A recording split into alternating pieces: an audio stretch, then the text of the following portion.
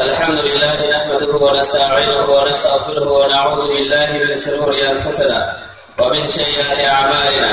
من يهده الله فلا مضل له ومن يضلله فلا هادي له، ونشهد أن لا إله إلا الله وحده لا شريك له، وأشهد أن سيدنا ونبينا وحبيبنا ومولانا محمدا عبده ورسوله.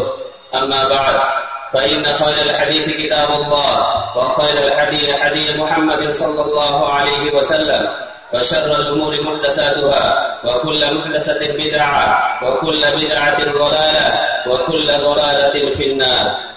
أما بعد، فأعوذ بالله من الشيطان الرجيم. بسم الله الرحمن الرحيم. يرفع الله الذين آمنوا منكم والذين أوتوا العلم درجات، الله بما تعملون خبير. قال النبي صلى الله عليه وسلم: خيركم من تعلم القرآن وعلمه.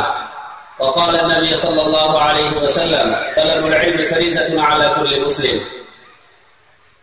يا أيها الذين آمنوا اتقوا الله حق تقاته ولا تموتن إلا وأنتم مسلمون. يا أيها الذين آمنوا اتقوا الله وقولوا قولا سديدا يصلح لكم أعمالكم ويغفر لكم ذنوبكم، ومن يطع الله ورسوله فقد فاز فوزا عظيما. إن الله وملائكته يصلون على النبي. يا أيها الذين آمنوا صلوا عليه وسلموا تسليما. اللهم صل على محمد وعلى آل محمد كما صليت على إبراهيم وعلى آل إبراهيم إنك حميد مجيد.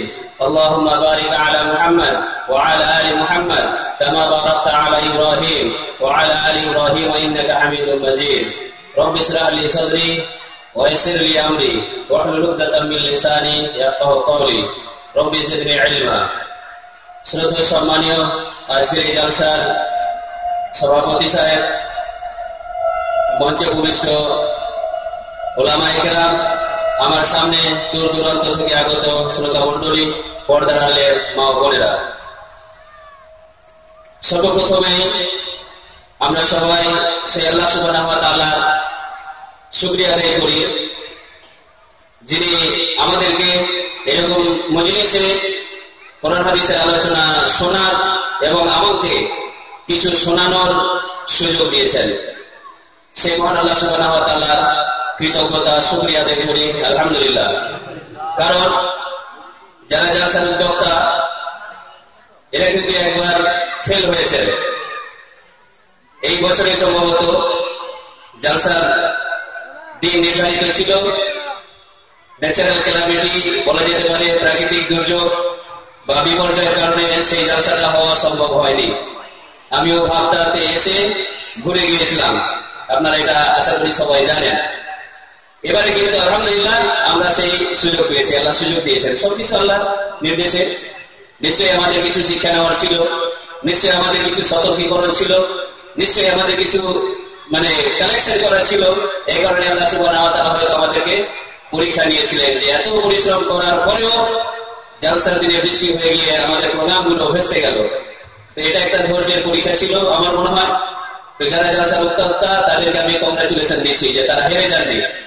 আবারও আপনাদেরকে কোরআন হাদিসের আলোচনা শোনানোর জন্য এই 4 ডিসেম্বর 2015 তারা আয়োজন করেছেন, এবং আজকে এখন পর্যন্ত আগামীতে কি হবে আল্লাহু আলাম, কেউ জানে না, আমরা বলতে পারি না।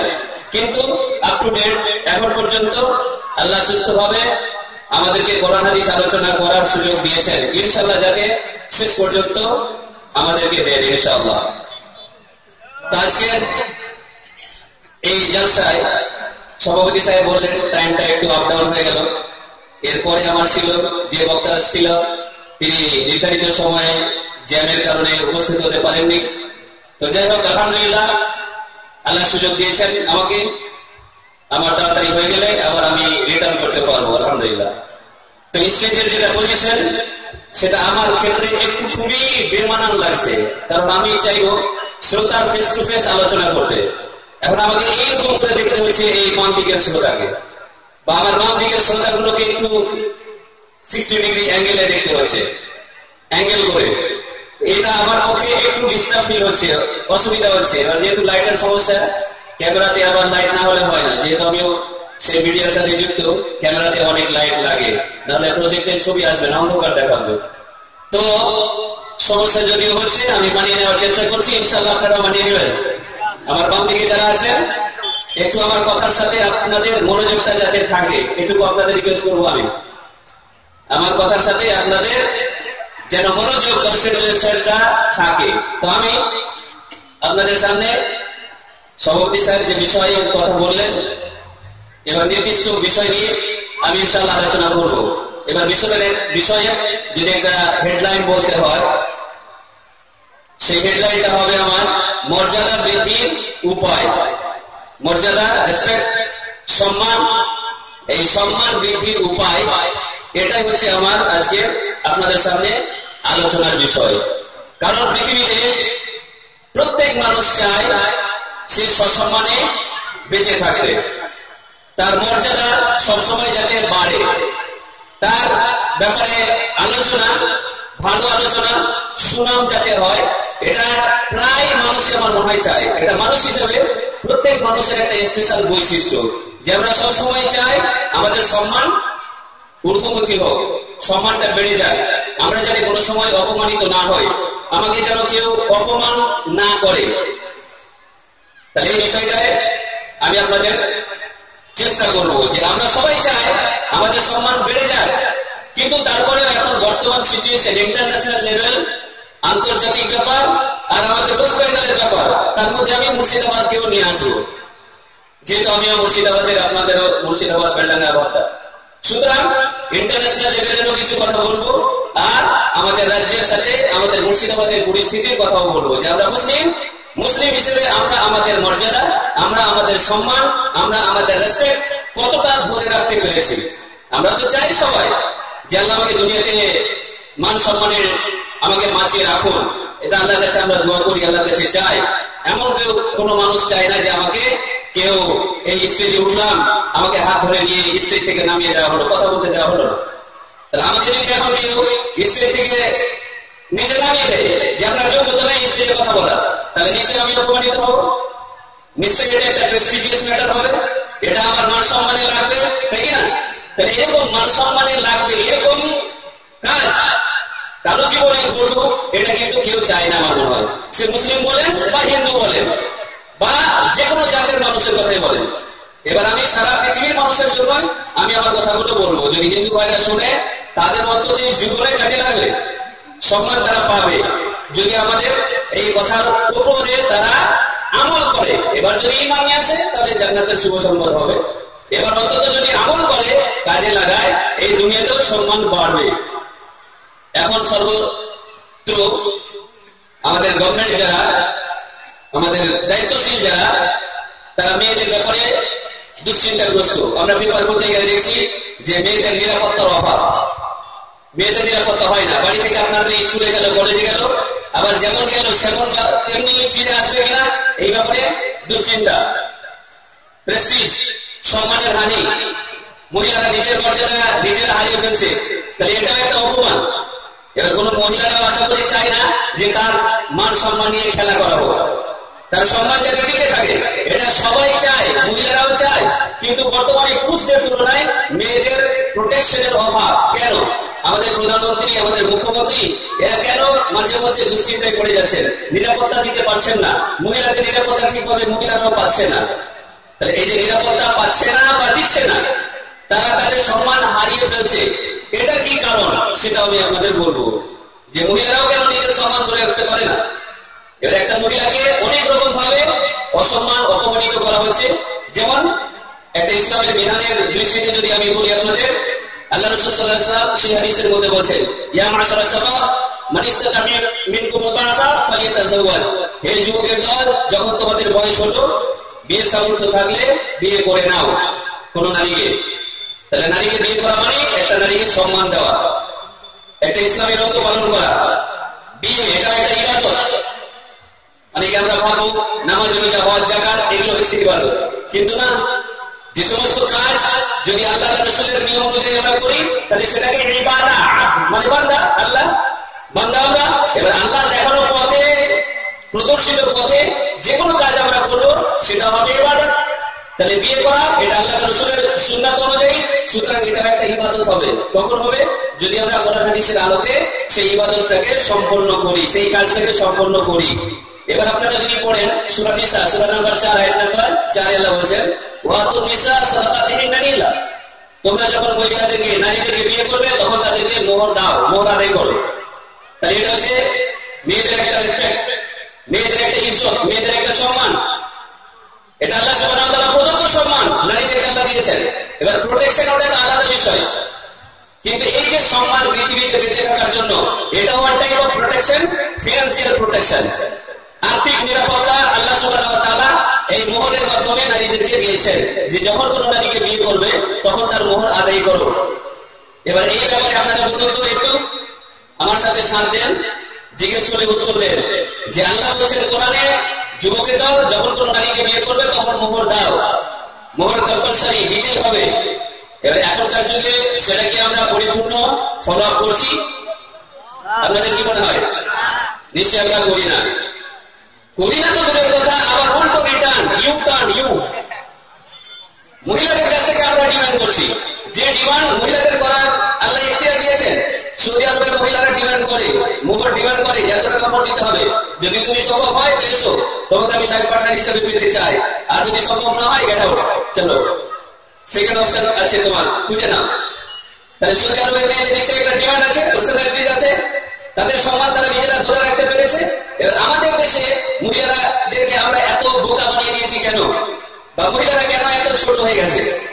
তাহলে এটা একটা সম্মানকে দিলে না, যে দায়িত্ব আল্লাহ দিলেন মহিলাদেরকে দিতে, এটা তার অধিকার, এটা তার হক, এটা তার রাইটস, অথচ আমরা সেটাকে দিই না। এটা তো দূরের কথা, বা দিলে ডিউ ধার মৃত্যুর আগে হয়তো মাপটাপ চেয়ে নিব, এরকম একটা চিন্তা ভাবনা থাকে।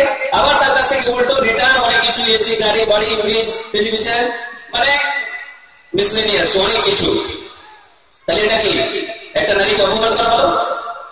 এই অপমানের জন্য দায়ী কে?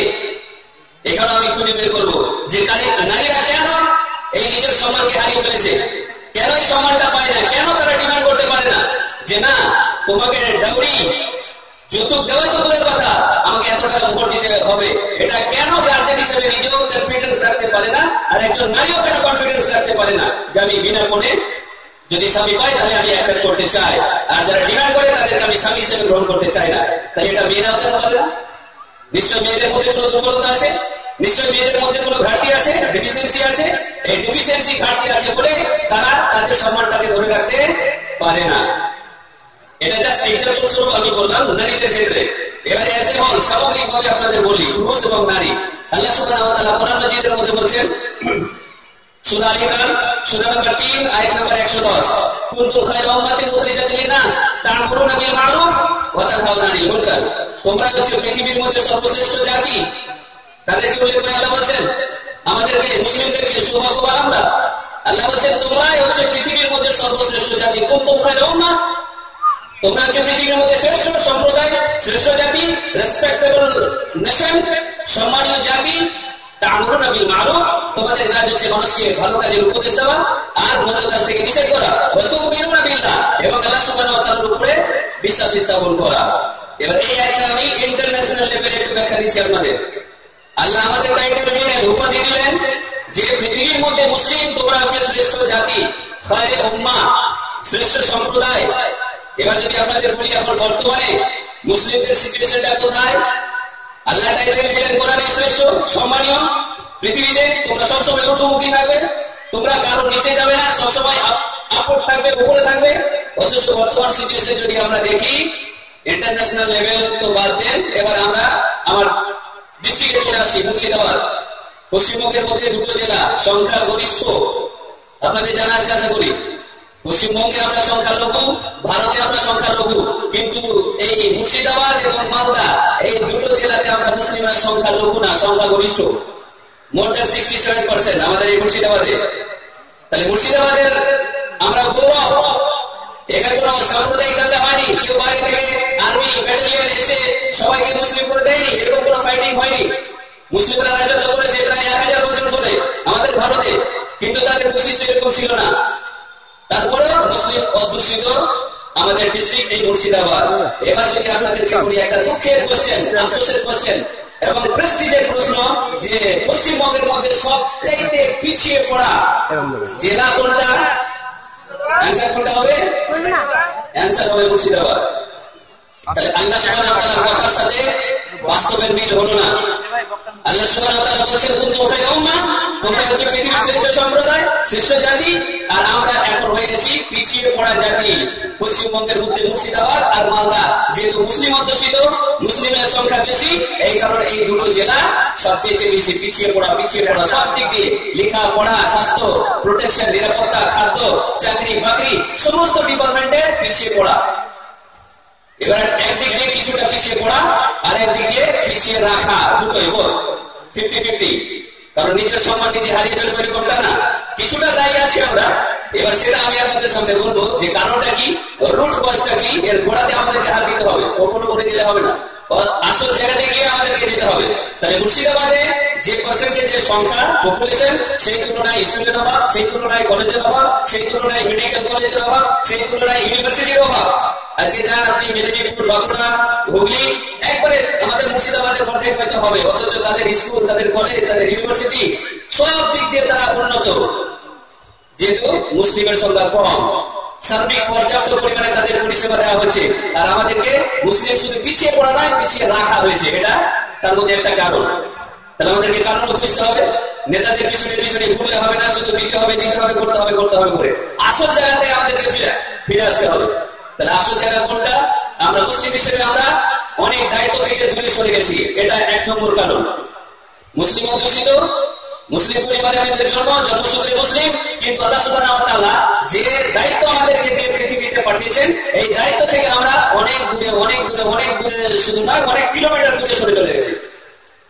আল্লাহ বলছেন কুনতুম খায়রা উম্মাহ, তোমরা শ্রেষ্ঠ জাতি। এবার জাতির সাথে আল্লাহ সুবহানাহু ওয়া তাআলা 3টে দায়িত্ব দিয়ে দিয়েছেন।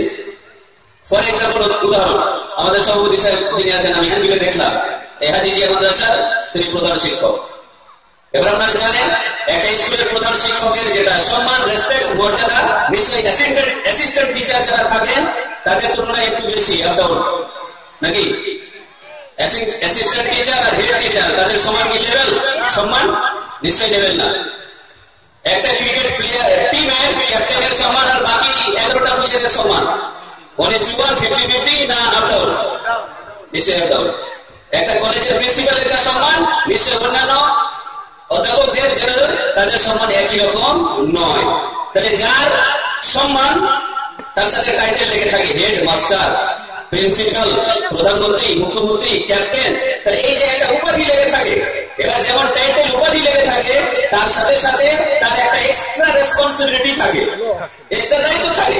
একটা হেডমাস্টারের এক্সট্রা দায়িত্ব থাকে, তিনি যদি সেই দায়িত্ব পালন করেন সঠিকভাবে, তবে তিনি তার মর্যাদাকে টিকে রাখতে পারবেন। আর যদি তিনি সেই দায়িত্বকে সঠিকভাবে পালন না করেন, মিড ডে মিল মাঝে মধ্যে পেপারে পায়, মিড ডে মিলের কেলেঙ্কারি, হেডমাস্টার অ্যারেস্ট, এটা হেডমাস্টারের একটা প্রেস্টিজের ব্যাপার, তাই কি না? এবার তিনি তার পদের অপব্যবহার করেছেন, তিনি তার পদকে সমাজ ঠিকভাবে পরিচালনা করেননি। এই কারণে আমরা মাঝে মধ্যে পেপার পত্রিকা পাই যে মিড ডে মিলের কেলেঙ্কারি, হেডমাস্টার অ্যারেস্ট হয়েছে। তাহলে টাইটেলের সাথে, পদের সাথে সবসময় একটা এক্সট্রা দায়িত্ব থাকে। এটা আমি আপনাদের বোঝাতে চেষ্টা করছি যে হেডমাস্টারের দায়িত্ব যেমন একটু বেশি থাকে, এই কারণে তার সম্মানটা একটু বেশি। তার স্পেশাল একটা অফিসের চেয়ার থাকে, প্রধানমন্ত্রীর স্পেশাল চেয়ার থাকে, রাষ্ট্রপতির স্পেশাল চেয়ার থাকে।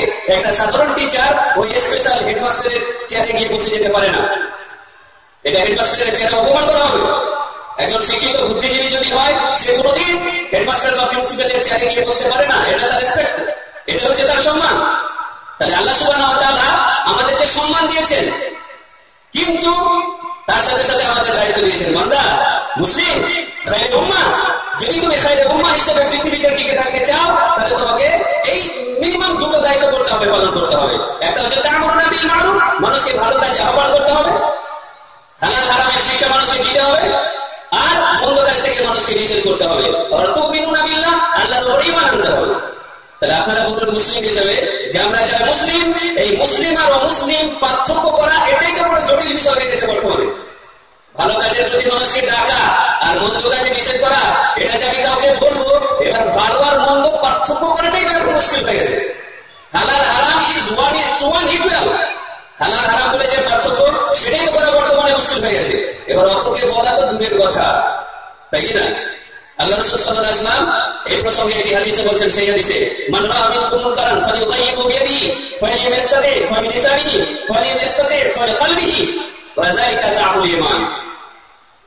আল্লাহ রাসূল সাল্লাল্লাহু আলাইহি ওয়াসাল্লাম বলেন, যিনি কোন মুসলিম কাউকে কোন অন্যায় কাজ হতে থাকে, কোন হারাম কাজ হতে থাকে, তার সামনে অন্যায় কোনো কাজ হচ্ছে, অশ্লীল কোনো কাজ হচ্ছে, কেউ কারোর উপরে জুলুম নির্যাতন করছে, বাড়িতে টিভির সামনে বসে ওই রিমোট দিয়ে অশ্লীল ছবি দেখছে, তাহলে যদি মুসলিম তোমার ঈমান থাকে তাহলে এর প্রতিবাদ করতে হবে। এটা একটা অন্যায়, এটা হারাম, কিভাবে করবে? এবার আমরা অনেকে ভাবছি যে এখন দুনিয়া তো এরকমই হয়েছে, কেউ যদি প্রতিবাদ করছে তাকে তো বাস আকাশে উঠিয়ে দেওয়া হচ্ছে। এবার প্রতি পেপার পত্রিকার মাঝে মধ্যে পাচ্ছি যে মদের ভাঙতে গিয়ে কি বলে গণতনায় হয়েছে, মানুষ মারা গেছে। এবার ভয়ে আমরা এগুলো থেকে দূরে সরে চলে যাচ্ছি, কিন্তু আল্লাহ রাসূল বলেছেন যে না, তাওয়াক্কাল আলাল্লাহ ওয়া কাফা বিল্লাহি ওয়াকিলা। আল্লাহ কোরআনে একাধিক জায়গায় বলেছেন আল্লাহ সুবহানাহু ওয়া তাআলার উপরে আমাদেরকে ভরসা করতে হবে, তিনি হচ্ছেন আমাদের ওয়াকিল, প্রোটেকশন দাতা, নিরাপত্তা দাতা।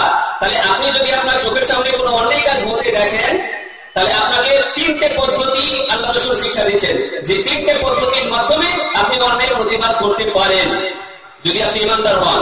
তাহলে এক নম্বর হচ্ছে, আপনার সামনে কোনো অন্যায় হারাম কাজ হচ্ছে, আপনি যদি সম্ভব হয় তাহলে সেটাকে আপনি হাত দিয়ে বাধা দিবেন, বল প্রয়োগ করে সেটাকে বাধা দিবেন। সেটা যদি সম্ভব না হয় আল্লাহ রাসূল বলেছেন অন্তত জবান দিয়ে বলবেন, মুখ দিয়ে বলবেন। সেটাও যদি সম্ভব না হয় তাহলে আপনি অন্তর থেকে ঘৃণা করবেন যারা অন্যায় করে, ওই মাতাল বদনামি করে, লটারির টিকিট কাটে, টিভি সিনেমার সামনে বসে থাকে, তাহলে ওই যে চায়ের দোকানে অশ্লীল ছবি, নাচ গান, টিভি চলে, আপনি অন্তর থেকে ওই চায়ের দোকানদারকে ঘৃণা করেন, ওই চায়ের দোকানে আপনি বসেন না। এটা হচ্ছে অন্তর থেকে ঘৃণা করা অন্তত। তাহলে এই তিনটে অপশন আল্লাহ রাসূল আমাদেরকে শিক্ষা দিয়েছেন। এবার আল্লাহ রাসূলের এই হাদিসের উপরে যদি আমল করি, অবশ্যই আমাদের মর্যাদা দেখবেন বাড়বে, সমাজে শান্তি প্রতিষ্ঠিত হবে, সমাজে মানুষ শান্তিতে বসবাস করতে পারবে। আজকে প্রায় সমাজে সোশ্যাল ডিজিজ যেটাকে বলা হয়, সামাজিক ব্যাধি, এখন এমন কোন সমাজ, এমন কোন পাড়া, এমন কোন গ্রাম নেই যে সেখানে সোশ্যাল ডিজিজ, সামাজিক ব্যাধি, সামাজিক রোগ নেই। বিভিন্ন ডিপার্টমেন্টের সামাজিক রোগে আমাদেরকে পুরো গ্রাম, পুরো পাড়াকে কি বলবো নেটের মধ্যে আটকে ফেসে আছি আমরা। তাহলে আমরা যদি প্রত্যেকে দায়িত্বশীল হয়ে আল্লাহ রাসূলের এই হাদিসের উপরে আমল করি আর আল্লাহর কোরআনের উপরে আমল করি, ইনশাআল্লাহ দেখবেন পরিবেশ স্বাভাবিক হয়ে যাবে। প্রত্যেক মানুষ নিজে অন্তত ক্রিটিসাইজ করবে, নিজে আত্মসমীক্ষা করবে। এবার যে যত বেশি আত্মসমীক্ষা করবে সে নিজেকে তত সম্মানের জায়গায় নিয়ে যেতে পারবে। তাহলে সম্মান আমরা কিন্তু নিজেরা হারিয়ে ফেলেছি। তাহলে আমাদের এই মুর্শিদাবাদে এত পার্সেন্টেজ মুসলিম, এবার কিছুটা পিছিয়ে রাখা হয়েছে। এটা যেমন আমি তাদের গভর্নমেন্টকে দায়ী করছি, তার সাথে সাথে আমরা মুসলিম হিসেবে আমি আমাদেরকেও দায়ী করছি যে আমরা কিন্তু দায়িত্ব পালন করি না। আল্লাহ যেটা আমাদেরকে দায়িত্ব দিয়েছেন, মানুষকে ভালো কাজে আহ্বান করতে হবে, বন্ধু কাজে নিষেধ করতে হবে, এই দায়িত্ব থেকে আমরা অনেক দূরে সরে চলে গেছি। এই কারণে আমরা পিছিয়ে পড়া একটা টাইটেল, একটা লেভেল আমাদের পিছনে লেগে গেছে। এমনকি আমরা যুবক ভাই বোন খুবই আফসোস লাগে, আমার ব্যক্তিগত ব্যাপারে বলছি যে এটা আমার খুবই লজ্জা লাগে যে আমরা বিডিও অফিসে, পঞ্চায়েত অফিসে, জেলা পরিষদে গিয়ে আবার আন্দোলন করি, দিতে হবে। কি দিতে হবে? আমি যখন কলেজে 3rd ইয়ারে পড়ি তখন আমার এক সিনিয়র বলছিল যে সেই ভাই এবার বাড়ি গিয়ে বিডিও অফিস যাবো। কেন বিডিও অফিস যাবে? বলছে বিডিও অফিস গিয়ে আমি ওবিসি সার্টিফিকেট দিব। বলছে ওবিসি আবার কি জিনিস? সত্যি কথা আমার তখন আইডিয়া ছিল না। এবার ওবিসি মানে কি তার কাছে আমি জানতে চাইলাম। এবার বলছি যে ওবিসি মানে হচ্ছে আদার্স ব্যাকওয়ার্ডস ক্লাস, ইংলিশে বললাম আমাকে। আমি বললাম যে বাংলা মানে কি হবে? এবার আদার্স মানে অন্যান্য, ব্যাকওয়ার্ডস মানে পিছিয়ে পড়া, ক্লাস মানে জাতি, অন্যান্য পিছিয়ে পড়া সম্প্রদায়। এবার এই কথাটা শুনে আমার মাইন্ডে অ্যাটাক হলো, আমাকে প্রেস্টিজে লাগলো যে আমি পঞ্চায়েত অফিসে গিয়ে, বিডিও অফিসে গিয়ে, জেলা পরিষদে গিয়ে ওবিসি সার্টিফিকেট নেওয়ার জন্য লাইন দেবো আর আন্দোলন করবো, দিতে হবে। ওবিসি মানে হচ্ছে অন্যান্য পিছিয়ে পড়া সম্প্রদায়। এবার তখনই আমার এই কোরআনের সূরা আলে ইমরানের 110 নম্বর একটা আমার মাথায় এলো যে আল্লাহ কোরআনে বলছেন শ্রেষ্ঠ সম্প্রদায়, সম্মানীয় জাতি, আর আমি ওই টাইটেল নিতে যাবো, অফিসে গিয়ে সার্টিফিকেট দিব, পিছিয়ে পড়া যাবি। আমি সেই সিনিয়র ভাইকে বললাম যে ভাই আপনার দরকার আছে, আপনি যান, আমি এই সার্টিফিকেট আমার জীবনে পেতে চাই না, আমি নিতে চাই না। তাহলে আমরা এই সার্টিফিকেট নেওয়া হারাম, এটা প্রতিবাদী ছিল আমি। জাস্ট এক্সাম্পল বললাম, আমি আমার ব্যক্তিগত ব্যাপার বললাম এটা। এবার আপনার ছেলেমেয়ের ভবিষ্যৎ এর একটা রিজার্ভ কোটা থাকে, চাকরি বাকরিতে কাজে লাগে, আপনারা নিতে পারেন। কিন্তু আমি এখানে আপনাদেরকে বোঝাতে বাধ্য করছি যে আল্লাহ সুবহানাহু ওয়া তাআলা বলেছেন তোমরা শ্রেষ্ঠ জাতি, সম্মানীয় জাতি, আর আমি ওই পিছিয়ে পড়া জাতি বলে আমি টাইটেল নিব, এটা আমার যেটুকু ঈমান আছে আমি নিতে পারবো না। আমার যদি চাকরি নাও পাই সেক্ষেত্রে আমি আমার নিজের জায়গাতে আমি নিজেকে রাখবো। তাহলে আমরা কিন্তু পিছিয়ে পড়া জাতি হিসেবে টাইটেল পেয়ে গেছি। ওবিসির আবার ABCD কত রকমের ভাগ আছে আবার এরকম যেটুকু আমি জানি। তাহলে এখান থেকে আপনাদের আমি কি মেসেজ দিতে চাইছি, ওবিসি সার্টিফিকেট নেওয়া হারাম না, নেওয়া যাবে না, এরকমটা না। আমি জাস্ট আপনাদের আল্লাহর কথা, আল্লাহ যে সম্মান দিয়েছেন, এবার আল্লাহর এই দায়িত্ব, যে দায়িত্ব আল্লাহ আমাদেরকে কোরআনে দিয়েছেন, এই দায়িত্ব যদি আমরা পালন করি ইনশাআল্লাহ দেখবেন আপনার ওই ওবিসি সার্টিফিকেটের প্রয়োজন হবে না। ওই ওবিসি সার্টিফিকেটের মাধ্যমে চাকরির চাইতে আপনি যে সম্মান পাবেন, আল্লাহ প্রদত্ত সম্মান, সেটা বাস্তবে মিলালে আপনি বুঝে নেবেন। যারা এই কাজ করে, যারা এই প্রফেশনের সাথে যুক্ত, যারা আল্লাহ রাসূলের হয়ে কাজ করে, তাদের সম্মান দেখবেন অবশ্যই আল্লাহ বৃদ্ধি করে, এবং সেটা ওই ইররেগুলার হয় না, সেটা একটা লং লাস্টিং হয়। তাহলে এই সম্মান আমরা প্রত্যেকটা মানুষই চাই যাতে আমাদের সম্মান বাড়ে, কেউ আমরা চাই না যে আমাদের অপমান করা হোক। এবার আমি শুরুতে আপনাদের সামনে কোরআন মাজিদের একটা তেলাওয়াত করেছি, ওই আয়াতটাই আমি আপনাদের নিয়ে যাব একটু। আল্লাহ সুবহানাহু ওয়া তাআলা বলেছেন সূরা মুজাদালা সূরা নাম্বার 58 আয়াত নাম্বার 11, একটু বড় আয়াত আছে, আমি লাস্টের অংশটুকু আপনাদের সামনে নিয়ে এসেছি। আল্লাহ বলেছেন ইয়ারফা'ুল্লাযীনা আমানু মিনকুম ওয়াল্লাযীনা উতুল ইলমা দারাজাত আল্লাহু বিমা তা'মালুনা খাবীর। ইয়ারফা'ুল্লাযীনা আমানু মিনকুম, তোমাদের মধ্যে যারা ঈমানদার, যারা ঈমান এনেছে এবং যাদেরকে জ্ঞান দেওয়া হয়েছে, তাদের দারাজাত, তাদের রেসপেক্ট, তাদের ইজ্জত, তাদের সম্মান আমি বাড়িয়ে দিই। কে বলছেন? স্বয়ং আল্লাহ বলছেন। সারা পৃথিবীর মানুষকে লক্ষ্য করে বলছেন, কারণ পৃথিবীর প্রত্যেক মানুষই চায় যে আমি সম্মান পেতে চাই, আমার সামনাসামনি যেন সুনাম হয়, আর সামনাসামনি বদনাম হোক এটা কোনো মানুষ চায় না, সেটাকে কি বলা হয়? এবার সামনাসামনি কেউ ভুল করলে তাকে ধরিয়ে দেওয়া উচিত, এটাকে প্রেস্টিজে নেওয়া উচিত না, এটাকে সংশোধন করে নেওয়া উচিত, কারণ এটা মানুষের বৈশিষ্ট্য। আল্লাহ রাসূল হাদিসের মধ্যে বলেছেন কুল্লু বানি আদম খাতাউন ওয়া খায়রুল খাতাইনা তাওবাবুন, প্রত্যেক আদম সন্তানই হচ্ছে ভুলকারী, প্রত্যেক আদমের সন্তান আমরা ভুল করবই। এবার যদি আমাদেরকে কেউ ভুলটা ধরিয়ে দেয়, সত্যিকারের যদি আমার দ্বারা ভুল হয় আর যদি কেউ আমাকে ধরিয়ে দেয়, সেটা প্রেস্টিজে নেওয়া উচিত না, সেটা অহংকার হয়ে যাবে, আরে আমি ডাক্তার আর সামনে একটা প্রাইমারি স্কুলের মাস্টার, ও আমাকে জ্ঞান দিচ্ছে, এরকম বলে কিনা আমাদের সমাজে অনেক মানুষ প্রেস্টিজে নিয়ে নেয় যে আমি ডাক্তার, এত বড় ডাক্তার পড়েছি আমি, আর একটা সামান্য প্রাইমারি স্কুলের টিচার, ও নাই কোরআন হাদিসে একটু পড়েছে, এবার ও আমাকে কোরআন হাদিসের জ্ঞান দেবে, আমি ইগোতে ভাবি, প্রেস্টিজ নিয়ে নিই। কিন্তু একজন বুদ্ধিমান মানুষ, রেসপেক্টেবল পারসন, সে প্রতিদিন যদি ভুল করে, ভুলটা যদি কেউ ধরিয়ে দেয়, তাহলে সে প্রেস্টিজে নিবে না, কারণ এটা হচ্ছে সবচাইতে উত্তম। আল্লাহ রাসূল বলছেন যে যারা ভুল করে, ভুলকে সংশোধন করে নেয়, সে হচ্ছে সবচাইতে উত্তম ব্যক্তি। তাহলে আল্লাহ কোরআনে বলছেন ইয়ারফা'ুল্লাযীনা আমানু মিনকুম, তোমাদের মধ্যে যারা ঈমানদার, যারা ঈমান আনয়ন করেছে এবং যাদেরকে জ্ঞান দেওয়া হয়েছে, অর্থাৎ জ্ঞানী ব্যক্তি, তাদের আমি সম্মান বাড়িয়ে দিই, তাদের ইজ্জত বেড়ে যায়। আল্লাহু বিমা তা'মালুনা খাবীর, এবং তোমরা যা কিছু করো আল্লাহ সুবহানাহু ওয়া তাআলা সমস্ত কিছু জানেন, ভালোভাবে জানেন। তাহলে এই আয়াতে আমি দুটো বিষয় আপনাদের সামনে একটু ব্যাখ্যা করব। মর্যাদা বৃদ্ধি দুটো রাস্তা, দুটো প্রসেস, দুটো পথ। আমরা যদি সম্মান পেতে চাই, এই সম্মান পেতে হলে আমাদেরকে দুটো কাজ করতে হবে, দুটো জীবনের বৈশিষ্ট্য মৃত্যুর আগে আমাদেরকে নিজের জীবনে নিয়ে আসতে হবে, প্র্যাকটিক্যালি আমলে।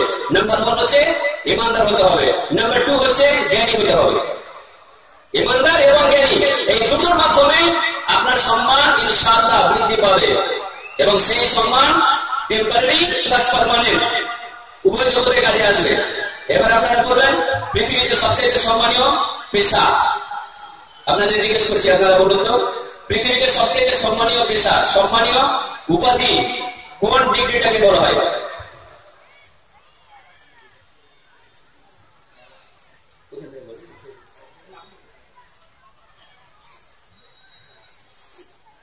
আচ্ছা, পুরো মজলিস আলহামদুলিল্লাহ বলে গেছে। পিছন দিক থেকে যদি আপনারা একটু এগিয়ে আসতে পারেন, যে ভাইরা দাঁড়িয়ে আছে তারা একটু সুযোগ পাবে হয়তো, বা আমার বাম দিকে যারা আছেন পিছন দিকে যদি চলে যান, একটু এগিয়ে আসেন।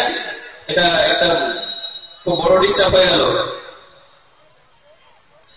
একটা গতিবেগ ছিল আমার 80 কিলোমিটার, সেটা ব্রেক হয়ে গেল, বাম্পার হয়ে গেল সামনে। এরপরে আর যেন মাইক ব্যবহার করতে না হয়, একটু সামনে চলে আসেন তাড়াতাড়ি, ভেরি কুইক।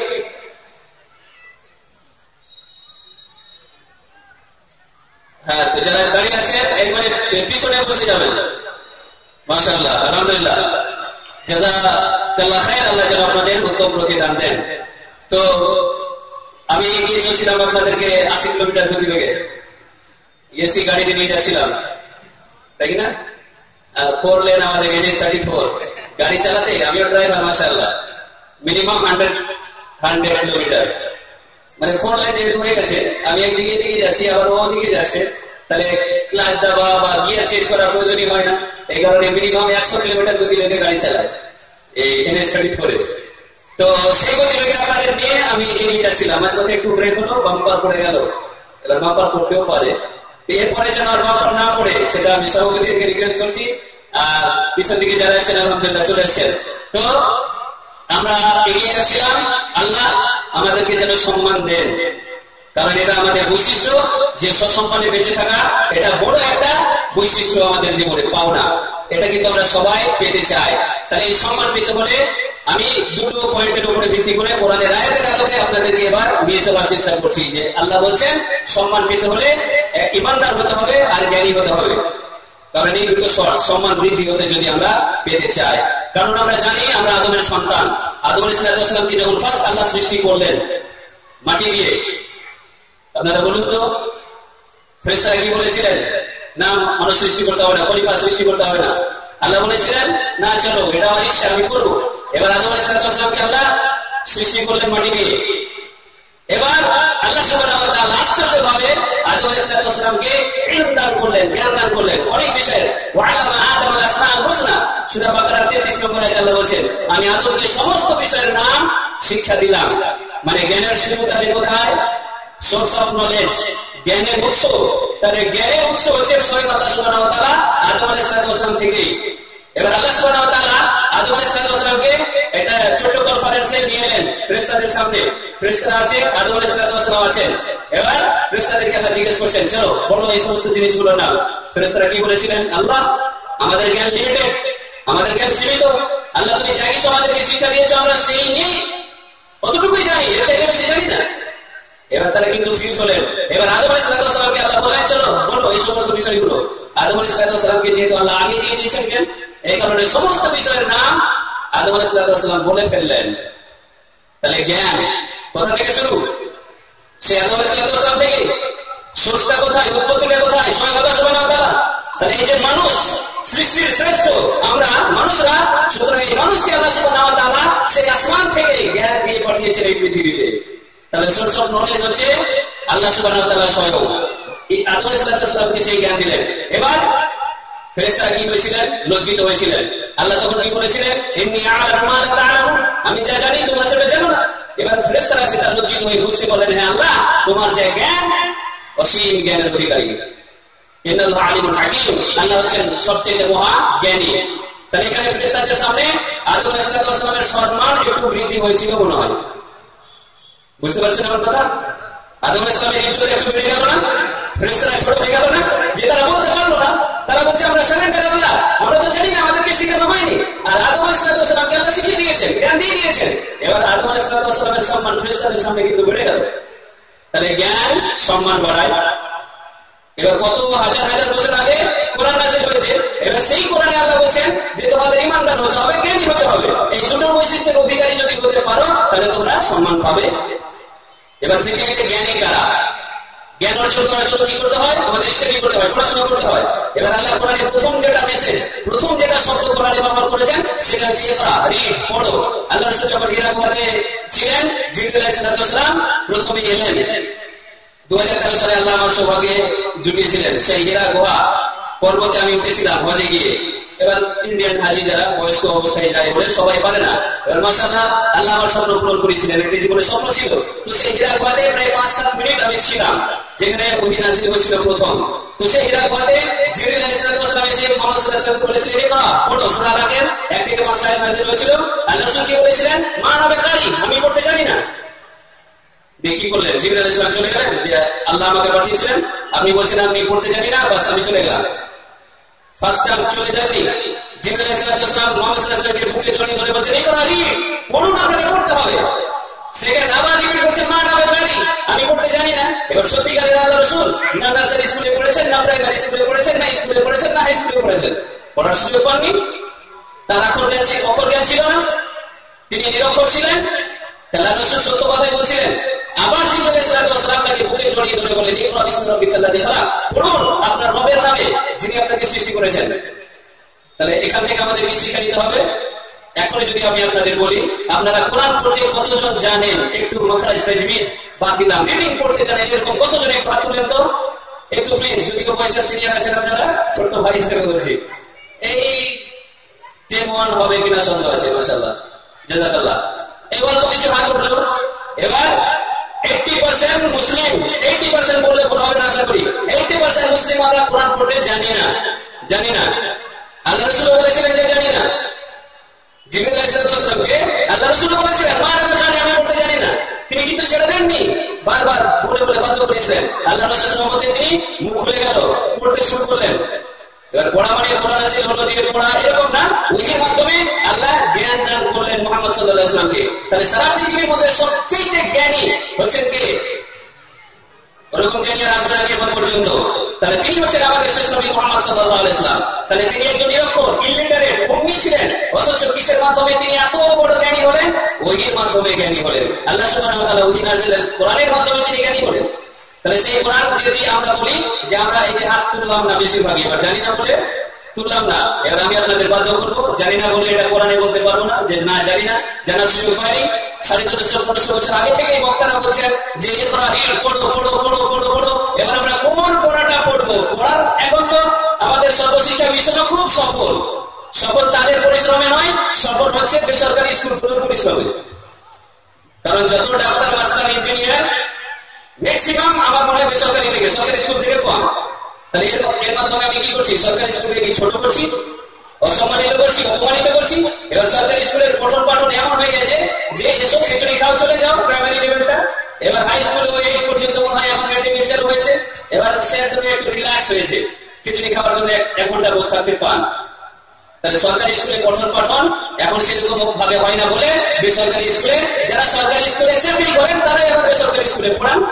এটাও বাস্তব সত্য, তাই কি না? তাহলে তারাও জানেন যে আমি ভুল বলছি না, নিশ্চয় আমি তাদেরকে ছোট বলছি না, কারণ তারাও বেশিরভাগই যারা গভর্নমেন্ট টিচার তারা নিজের ছেলে মেয়েকে বেসরকারি স্কুলে পড়ান।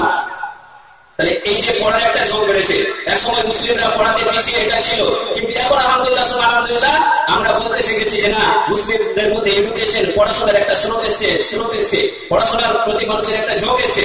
কিন্তু আমি বলছি যে না, আসেনি, এখনো আসেনি। এবার আমি কোনটার কথা বলছি? কোন জ্ঞানের কথা বলছি? আল্লাহ কোন পড়াটার কথা প্রথমে বললেন? ইকরা বিসমি রাব্বিকাল্লাযী খালাক, পড়ো তোমার প্রভুর নামে যিনি তোমাকে সৃষ্টি করেছেন। তাহলে আমরা তো সত্যিকারে পড়ছি, আমরা খেয়ে না খেয়ে ছেলে মেয়েকে বেসরকারি স্কুলে পড়াচ্ছি। তাহলে প্রথম শর্ত হচ্ছে জ্ঞানী হতে হবে, দ্বিতীয় শর্ত আর প্রথম শর্ত হচ্ছে ইমানদার হতে হবে। এবার আমাকে ইমানদার কি করে হব? এই জ্ঞান পাওয়ার জন্য আমাকে কি পড়তে হবে? ভৌত বিজ্ঞান, জীবন বিজ্ঞান, life science, physical science, physics, chemistry, biology, zoology, botany, astronomy, mathematics, এই যে সাবজেক্টগুলো আমরা পড়ি যারা মানে সম্মানীয় ডিগ্রি পেতে হলে। কারণ পৃথিবীতে সবচেয়ে সম্মানীয় ডিগ্রি হচ্ছে ডাক্তার, ফার্স্ট ক্লাস সিটিজেন বলা হয়, সম্মানীয় নাগরিক। এই ডাক্তারদেরকে বলা হয় ফার্স্ট ক্লাস সিটিজেন, দেশের সম্মানীয় নাগরিক। তাহলে একজন যে ডাক্তার সত্যিকারে তিনি জ্ঞানী। কি বলেন আপনাদের, কি মনে হয়? যারা ডাক্তার তারা কিন্তু যথেষ্ট ট্যালেন্টেড। 2 লাখ ছেলে মেয়ে জয়েন্ট এন্ট্রান্স পরীক্ষা দেয়, মাত্র 1000 কোটা আমাদের পশ্চিমবঙ্গে, 1000 না 1200। তাহলে 2 লাখ ছেলে মেয়ের মধ্যে 1200 ছেলে মেয়েদের আসা, চান্স নেওয়া, এটা কিন্তু অত সহজ ব্যাপার না, ভেরি টাফ। এবার এই টাফের মধ্যে যারা চান্স পায় দিয়ে ডাক্তার হয়, এই কারণে নামের আগে একটা ডাক্তার যোগ হয়। মাশাআল্লাহ, সেই টাইটেল আমার আছে। 2002 সালে ভর্তি হয়ে 2009 সালে আমার ডাক্তারি পড়া কমপ্লিট হয়েছে। তাহলে আমার নামে আগে ছিল শরীফুল ইসলাম, এখন হচ্ছে ডাক্তার শরীফুল ইসলাম। তাহলে ডাক্তার বলে আমরা গর্ববোধ করি, নামের আগে বা ডাক্তার বলতে গিয়ে কি হয়? গর্ববোধ করি। কিন্তু হতাশ লাগে, আফসোস লাগে যে আমরা মুসলিম, পৃথিবীর মধ্যে সর্বশ্রেষ্ঠ এই যে টাইটেল জাতি মুসলিম, এবার আমরা অনেক মুসলিমরা নিজেকে মুসলিম বলতে লজ্জা করি। কি করে? তার মধ্যে যারা পলিটিক্যাল পার্টির লিডার তারা হচ্ছে অন্যতম। পলিটিক্যাল পার্টির লিডার যারা, তারা সংসদে গিয়ে, পার্লামেন্টে গিয়ে, বিভিন্ন এই স্টেজে গিয়ে, বিভিন্ন সভা সমিতিতে গিয়ে সালাম তো দূরের কথা, ওই সমস্ত নেতাদের কি বলবো,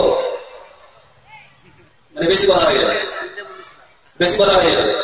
যে স্টেজে নিজেকে মুসলিম পরিচয় দেওয়া তো কত লজ্জা বোধ করে, আবার জবান দিয়ে এমন শব্দ ব্যবহার করে, এমন গ্রিটিংস দেয় যে ইসলামের যেটা ইউনিভার্সাল গ্রিটিংস আছে, যে গ্রিটিংস যে মানে আপ্যায়ন সারা বিশ্ব জুড়ে একটি মাত্র আরবি ভাষাতেই প্রচলিত আছে, অথচ আমরা সেই গ্রেডিং সেই নেতারা ব্যবহার করে না। এবার শুধু আমি নেতাদের কথা বলছি না, এরকম অনেক উচ্চ শিক্ষিত যারা আছে তারা নিজেকে মুসলিম পরিচয় দিতে লজ্জা করে। এবার ওই রকম মুসলিম মানে ওটা হচ্ছে ছোট মুসলিম ভাবতে হবে, মানে ডুপ্লিকেট মুসলিম। যার মুসলিম একজন ডাক্তার, একটা ডাক্তারের কাছে 6 মাস থাকলো, এবার সে যদি ডাক্তার লেখে, এই ডাক্তারটাকে ছোট করা আমার দৃষ্টিতে, কারণ ডাক্তার অত সোজা নাই, 7 বছর 6 বছর করে পড়তে হয়। এবার কারো ডাক্তারের আন্ডারে আমি 6 মাস থাকলাম, দিয়ে আমি চেম্বার খুলে দিলাম, এবার খুলতেই পারে, রুজি রোজগারের জন্য করতে পারে, হারাম না। কিন্তু এই ডাক্তার লেখা 6 মাস প্র্যাকটিস করে, এটা কিন্তু একটা ডাক্তারকে সম্মানের কি বলবো, ডাক্তার তার অপমান করা আমার দৃষ্টিতে। তাহলে আমরা যখন ডাক্তার হয়ে যাই, ডাক্তার বলতে আমরা এত গর্ববোধ করছি, আর আমরা মুসলিম পৃথিবীর মধ্যে সবচেয়ে সৌভাগ্যবান, যাদের জন্য জান্নাত আল্লাহ সুবহানাহু ওয়া তাআলা করে রেখেছেন, জান্নাতের হকদার যারা, আর আমরা নিজেকে মুসলিম পরিচয় দিতে অপমান বোধ করি। মুসলিম বললে আমাদেরকে সন্ত্রাসবাদী বলা হবে, এই ভয় করি। মুসলিম বললে আমাদেরকে NIA, NSG, CID, CBI arrest করে দেবে, মাথায় টুপি, দাড়ি আর প্যান্ট পায়জামা যদি গোড়ালির উপরে হয়, এটাই হচ্ছে সন্ত্রাসবাদীদের একটা আইডেন্টিফিকেশন চিহ্ন।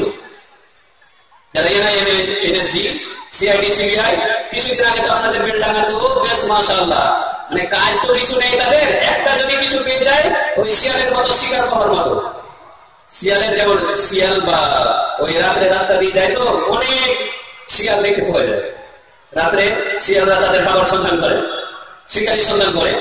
তো এই এনআইএ, এনএসজি, সিআইডি, সিবিআই এরা যখনই কোথাও কোনো বিস্ফোরণ হয়, বা এরা মনে করে একটা খিদা পেয়ে গেলাম, মজা করবে এবার এটাকে নিয়ে, ইন্টারেস্ট তাদের। কেন ইন্টারেস্ট? যে নিশ্চয়ই কোনো মুসলিমের পিছনে একটা ছাপ দেওয়া যাবে, কোন মুসলিম একটা নাম টেলিভিশনের পর্দায় দেওয়া হবে, কারণ এই মুসলিম ইসলাম যত দ্রুত গতিতে দিনের পর দিন সারা বিশ্ব জুড়ে এগিয়ে যাচ্ছে, যে আমরা দিনের পর দিন ফিউজ হয়ে যাচ্ছি, আমাদের অস্তিত্ব সমুদ্রের তলায় চলে যাচ্ছে। এটা কিন্তু তারা বুঝতে পারছে। আপনারা আমরা এই গ্রামে ঘুমাচ্ছি, খাচ্ছি, ছেলে মেয়ে নিয়ে সংসার করছি, ব্যস্ত থাকছি, ইনকাম করছি, বাস। কিন্তু অনেক ইসলামের এরকম শত্রু আছে, তারা 24 ঘন্টা গবেষণা করছে যে আমাদের অস্তিত্ব কিন্তু দিনের পর দিন ছোট হয়ে যাচ্ছে, সুতরাং এটাকে এনিহাউ যেমন করে হোক ঠেকাতে হবে। এই কারণে ইন্টারনাল ভাবে এটা ফিল্মি শুটিং এর মতো মাঝে মধ্যে বিস্ফোরণ করা হয়, দিয়ে মুসলিমদের নামে একটা লেবেল দিয়ে দেওয়া হয়, এটা ফিল্মের শুটিং এর মতো। ফিল্মি শুটিং বুঝেন তো? ফিল্মি শুটিং মানে একটা রেকর্ড হয়ে যায়, যেমন 20 টিভির শুটিং হয়, 3 ঘন্টা এই কি বলে স্টুডিওতে আগে শুটিং হয়ে যায়, ক্যাসেট হয়ে যায়, সেগুলো এডিটিং হয়, তারপরে স্যাটেলাইটে লঞ্চ করা হয়। ঠিক সেরকম একটা সিনেমা যে 2 ঘন্টা 3 ঘন্টা হয়, অনেক জায়গায় শুটিং হয়ে যায়। তো এরকম দেখবেন না ধর্মান্তরিতকরণ কিছু ব্যাপারে খুব আসছিল, ধর্মান্তরিতকরণ।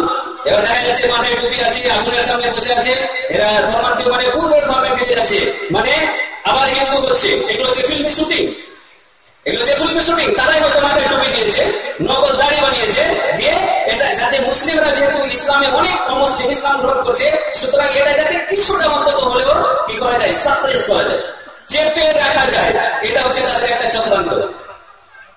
তাহলে এগুলোকে আমাদেরকে ধরতে হবে, আমাদের মাইন্ড, আমাদের মস্তিষ্ক, আমাদের ব্রেন একটু খোলা রাখতে হবে, যে আমরা আমাদের সম্মানকে আল্লাহ যেভাবে রেখেছেন এখনো, ইনশাআল্লাহ এটাকে আমাদেরকে ধরে রাখতে হবে। মাথায় টুপি, দাড়ি, প্যান্ট, গোড়ালি নিচে বলে আমরা সন্ত্রাসবাদী, নিজেকে মুসলিম পরিচয় দিতে লজ্জা করবো, আমার মনে হয় এইরকম মুসলিম নিশ্চয়ই তার জ্ঞানের অনেক অভাব আছে, এই জন্য ও ভয় করে।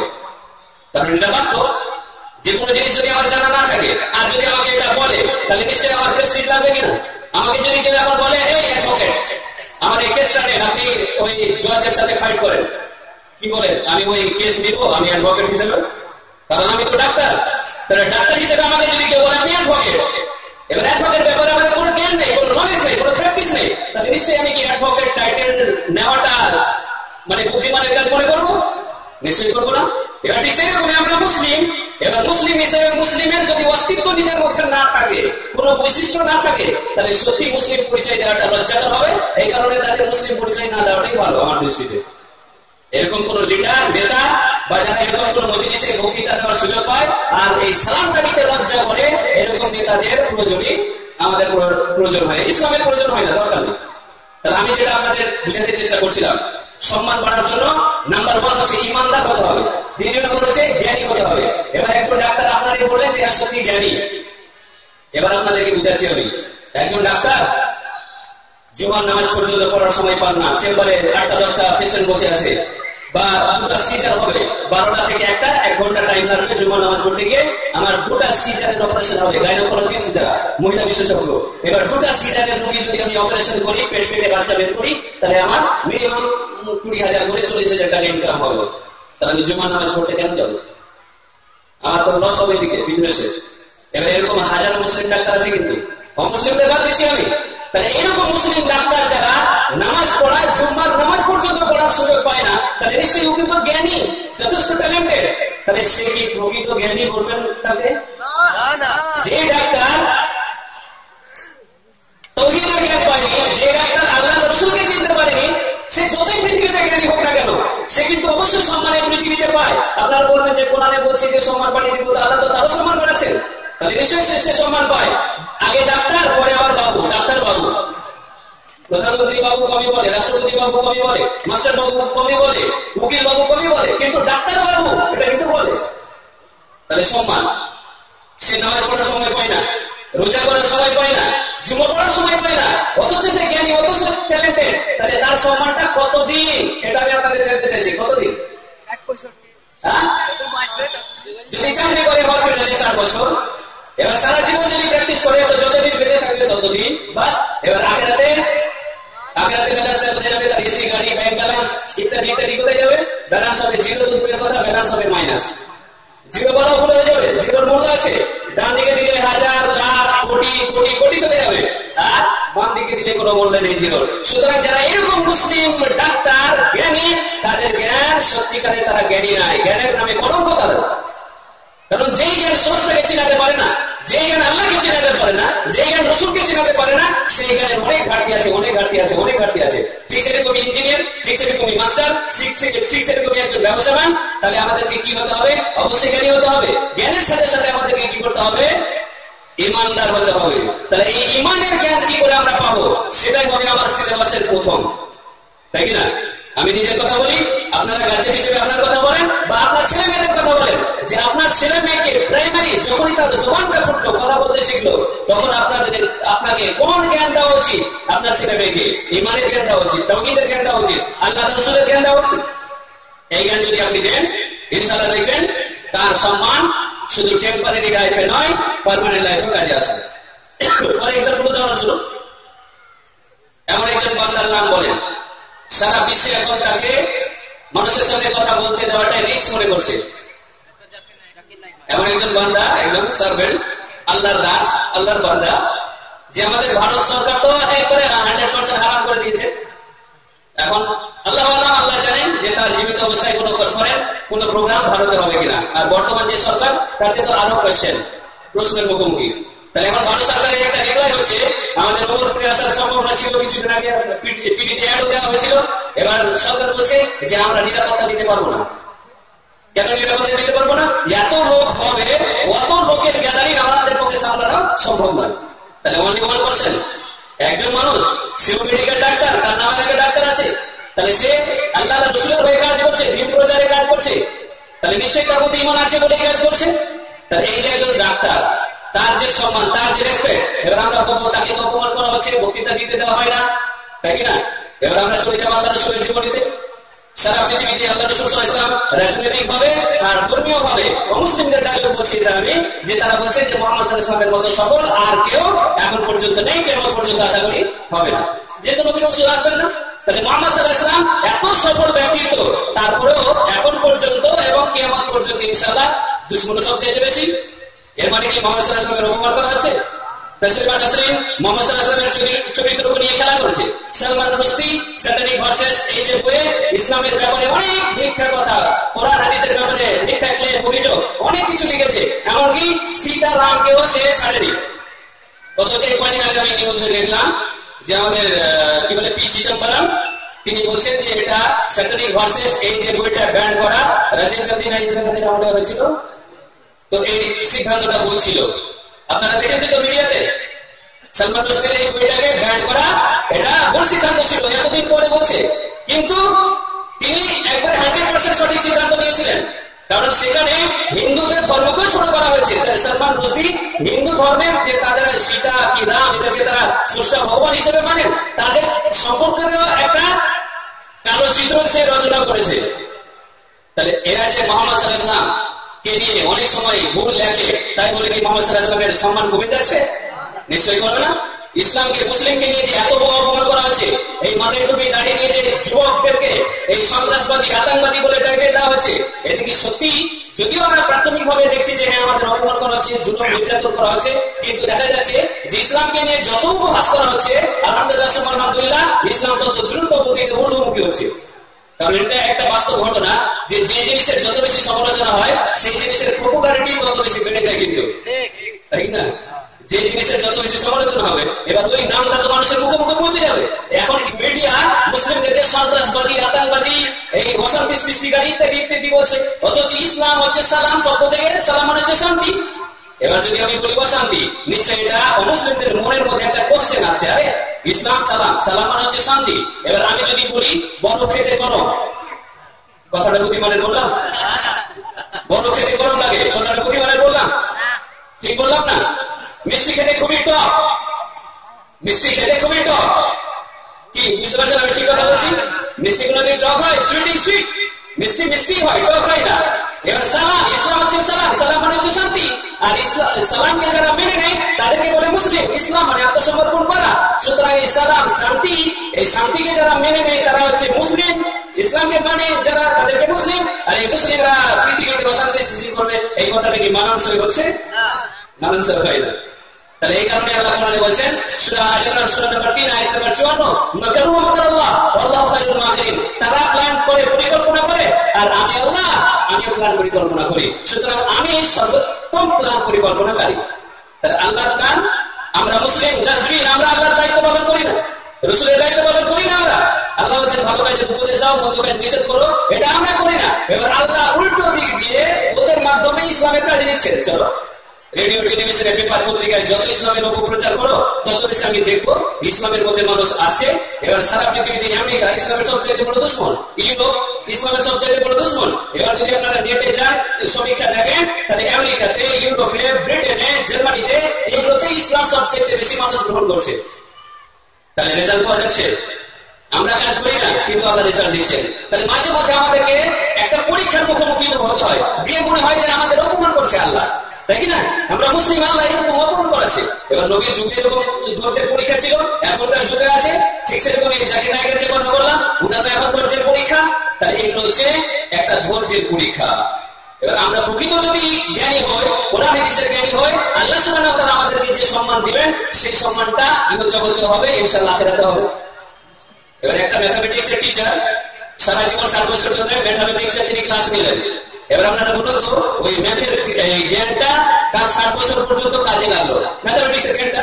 এবার 60 বছর পর রিটায়ার হয়ে গেল, ওই ম্যাথমেটিক্সের জ্ঞানটা 60 বছর পর আর কোনো কাজে এলো? আসবে? কিন্তু আসবে না।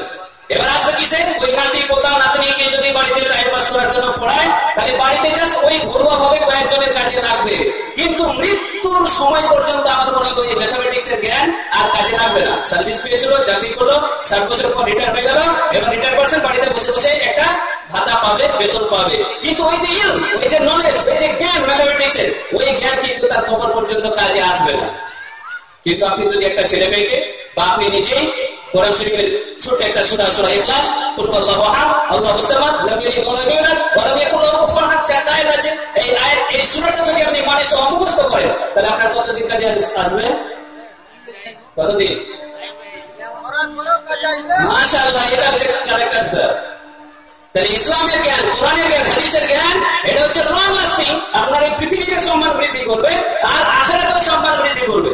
তাহলে আমরা কি চাই না যে আমাদের সম্মানটা আমরা অলরাউন্ডার হই? কি বলেন? অলরাউন্ডার প্লেয়ারের দাম বেশি। অলরাউন্ডার যারা ব্যাটও করে, বলও করে, সেই প্লেয়ারের দাম বেশি। আর যে শুধুই বল করে বা শুধু ব্যাট করে, সম্মান আছে, দাম আছে, কিন্তু তুলনামূলক ভাবে কম। তো ঠিক সেরকমই ওই যে যারা শুধু ডাক্তার, নামধারী মুসলিম ডাক্তার, এই দুনিয়াতে অবশ্যই সম্মান পাচ্ছে, মাশাআল্লাহ, মার্বেল দিয়ে মেঝে, বাড়ি, এসি, গাড়ি ছাড়া চলেই না, অবশ্যই সম্মান। কিন্তু ওইরকম সম্মান পেয়ে একটা মানুষ আখিরাতের জীবনে যদি জাহান্নামে যায়, তাহলে ওর চাইতে বড় অপমান আর আছে? নিশ্চয়ই আর নেই। তাহলে আমরা কি চাই না এই দুনিয়াতে সম্মান পায়, আখিরাতে সম্মান পায়? এই দুনিয়াতে যেমন first class, second class, third class আছে, আমাদের আখিরাতেও ফার্স্ট ক্লাস, সেকেন্ড ক্লাস আছে, আখিরাতেও আছে। জান্নাতের একটা দরজা আছে আমরা জানি, জান্নাতুল ফেরদাউস, জান্নাতুল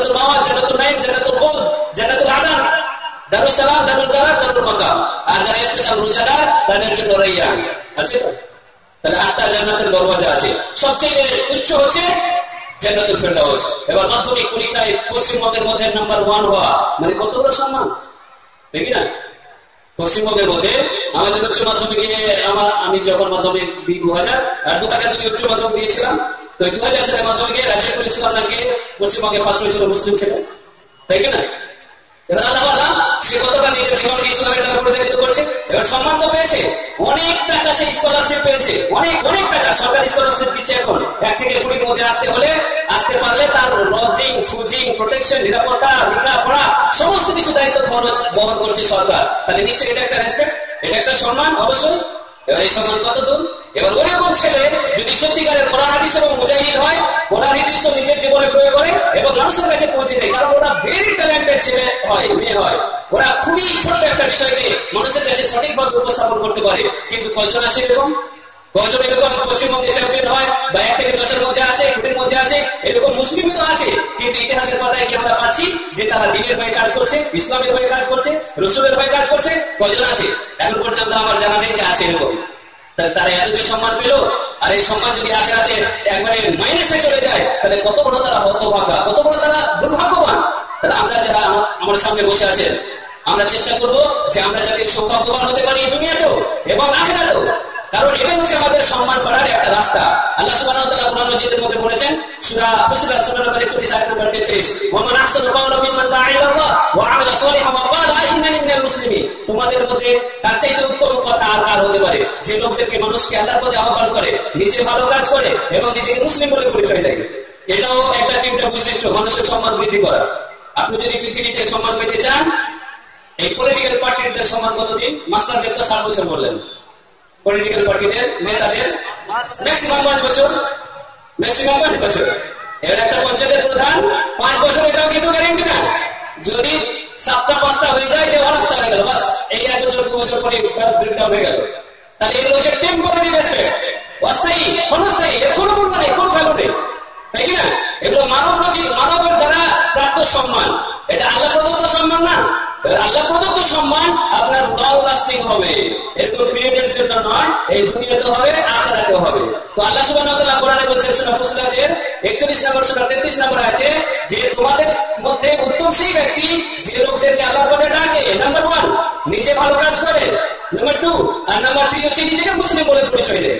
এবার আফসোসের কথা যে আমরা মুসলিমরা অনেক রকম ভাবে প্লাস মাইনাস করেছি, নামের আগে এই মুসলিম, ঠিক না? এটা জ্ঞানের অভাবে করেছে। এটা যারা করে থাকেন, এটা একটু ফিরে আসেন, যুগের সাথে একটু মিলিয়ে, আধুনিকের সাথে মিলিয়ে কোরআন হাদিসকে সঠিকভাবে বোঝার চেষ্টা করেন। আল্লাহ কোরআনে বলছেন, বান্দা তুমি নিজেকে মুসলিম বলে পরিচয় দাও, এটা হচ্ছে তোমাদের সবচেয়ে গর্বের বিষয়। অথচ আমরা মুসলিম নামের আগে অনেক কিছু যোগ করে ফেলেছি। এবার ওই শব্দগুলো আমার বলতেই মানে খারাপ লাগে, যেহেতু না কোরআনে আছে না হাদিসে আছে ওই শব্দ, এবার আমরা এই শব্দগুলো ব্যবহার করেছি। তাহলে এখানে আল্লাহ বলছেন যে একজন ডাক্তার যদিও পৃথিবীতে সম্মানীয়, কিন্তু না আল্লাহর দৃষ্টিতে সম্মানীয় কে? যে লোকদেরকে আল্লাহর পথে ডাকে, নিজে ভালো কাজ করে এবং নিজেকে মুসলিম বলে পরিচয় দেয়। এবার আপনারা বলুন, আমার উদাহরণ দিলে খারাপ লাগবে, ওই যে জাকির নাইকের কথা বলছি, সে যদি শুধু ডাক্তার হয়ে থাকতো, নিশ্চয়ই শুধু মুম্বাইয়ের যে এরিয়া, ওই মুম্বাইয়ের এরিয়ার লোকগুলোই তাকে চিনত, তাই কিনা? তাহলে এই যে রেসপেক্ট আমি বুঝাতে চেষ্টা করছি আল্লাহর আয়াতের মাধ্যমে, যে আল্লাহ প্রদত্ত সম্মান, মাশাআল্লাহ। এবার জাকির নাইক পৃথিবীতে আমার মনে হয় এরকম কোন দেশ নেই যে কেউ জানে না জাকির নাইক নামটা, তাই পৃথিবীতে আমার মনে হয় এরকম কোন দেশ নেই যেখানে কেউ জানে না যে জাকির নাইক এরকম একজন আছেন। মুসলিম থাকলে অবশ্যই আশা করি তিনি জানেন।